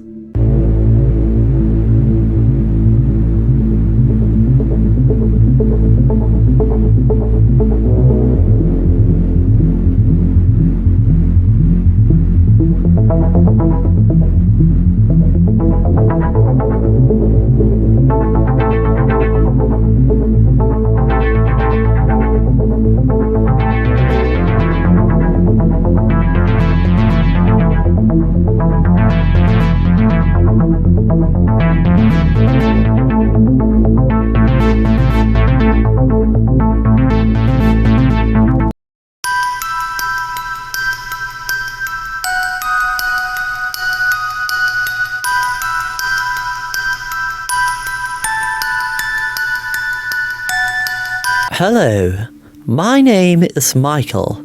I used to love eating dinner with my dad and mom and sister. We used to have a salad one day, a pizza the next, then a nice homemade Chinese curry. But one day my dad decided to drive us to McDonald's. When we went inside, I loved it. I loved the look of it. I loved the taste of the food, and I loved everything about it. And so did my dad, my sister, and my mom. We all had a Big Mac and fries.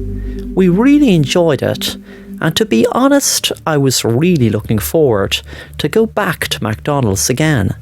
But what really made things take a bad turn is when my dad brought us back there every night that week. Me and my mom and sister didn't want to upset him by telling him we were getting tired of it because we knew how much he enjoyed it. Me and mom and my sis were in the living room one night discussing what we would do. We knew we had to do something about it.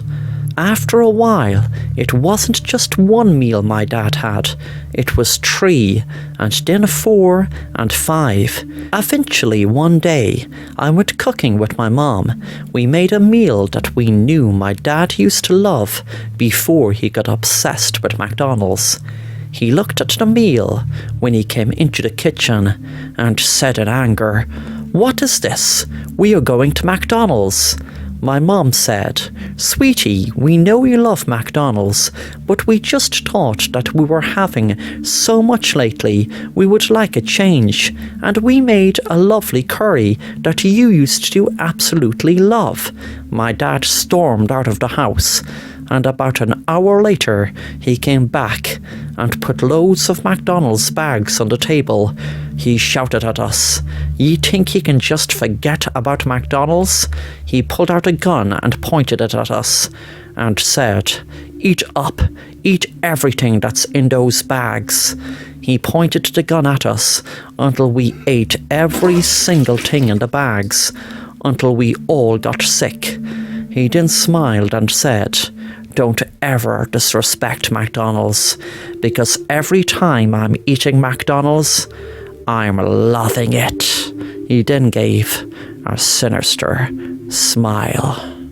Thanks for watching The Assassin Rapper, and if you want to stay up to date on new content, then please subscribe and be sure to hit the bell to be notified on new content.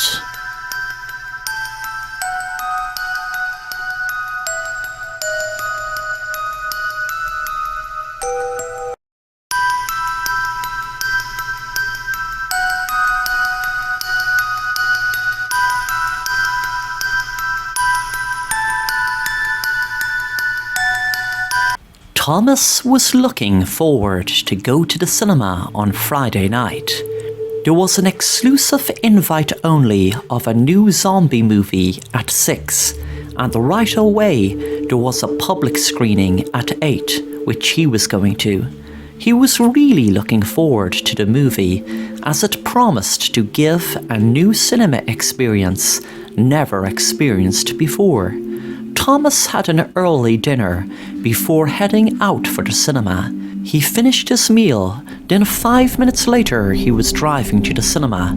He loved going to the cinema since he was a little boy. He knew that he loved the cinema since the very first time he stepped foot inside one. The local cinema was a 20-minute drive for him. He drove a bit faster because he didn't want to miss the start of the movie. He knew they would put on maybe 15 minutes of ads, so that gave him some extra time. When he arrived at the cinema, he went to get his ticket scanned, but was surprised there was a big crowd of people looking very upset. The person behind the counter said, "I'm sorry everyone, the cleaners are still in screen 7. We won't be long more. I'm very sorry for this. It's not cleaned yet." The crowd were growing more and more impatient, as it was now 8 o'clock. Thomas had patience, but this was driving him crazy. He was wondering would the movie be still on, or would he miss the start of it. The crowd were really irritated now with the long wait. He pretended to go to the bathroom, and as he was passing screen 7, he snuck in. He was waiting to be told it wasn't ready by the cleaners, but they didn't say anything. It was almost like the crowd from the premiere didn't even leave yet. It was so dark, it was hard to see. Thomas got out his torch. He always brought to the cinema to find his seat, as he liked it old school instead of using his phone's torch. He screamed when he could see there was a group of what looked like zombies coming for him. He said to himself it must be some sort of fancy dress for the premiere, until the lights came on, and he was then bombarded with the evil, twisted sight of what looked like zombies lying down in the ground in pools of blood. Out in the foyer, the crowd waiting were pleased to hear the man behind the counter say, "Okay everyone, sorry for the delay, but the cleaners have finished now. Ye are free to go into screen 7.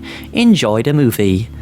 The crowd walked in to screen 7, really looking forward to see the movie. All their frustration was gone already, because all they wanted to do was watch the movie and enjoy it.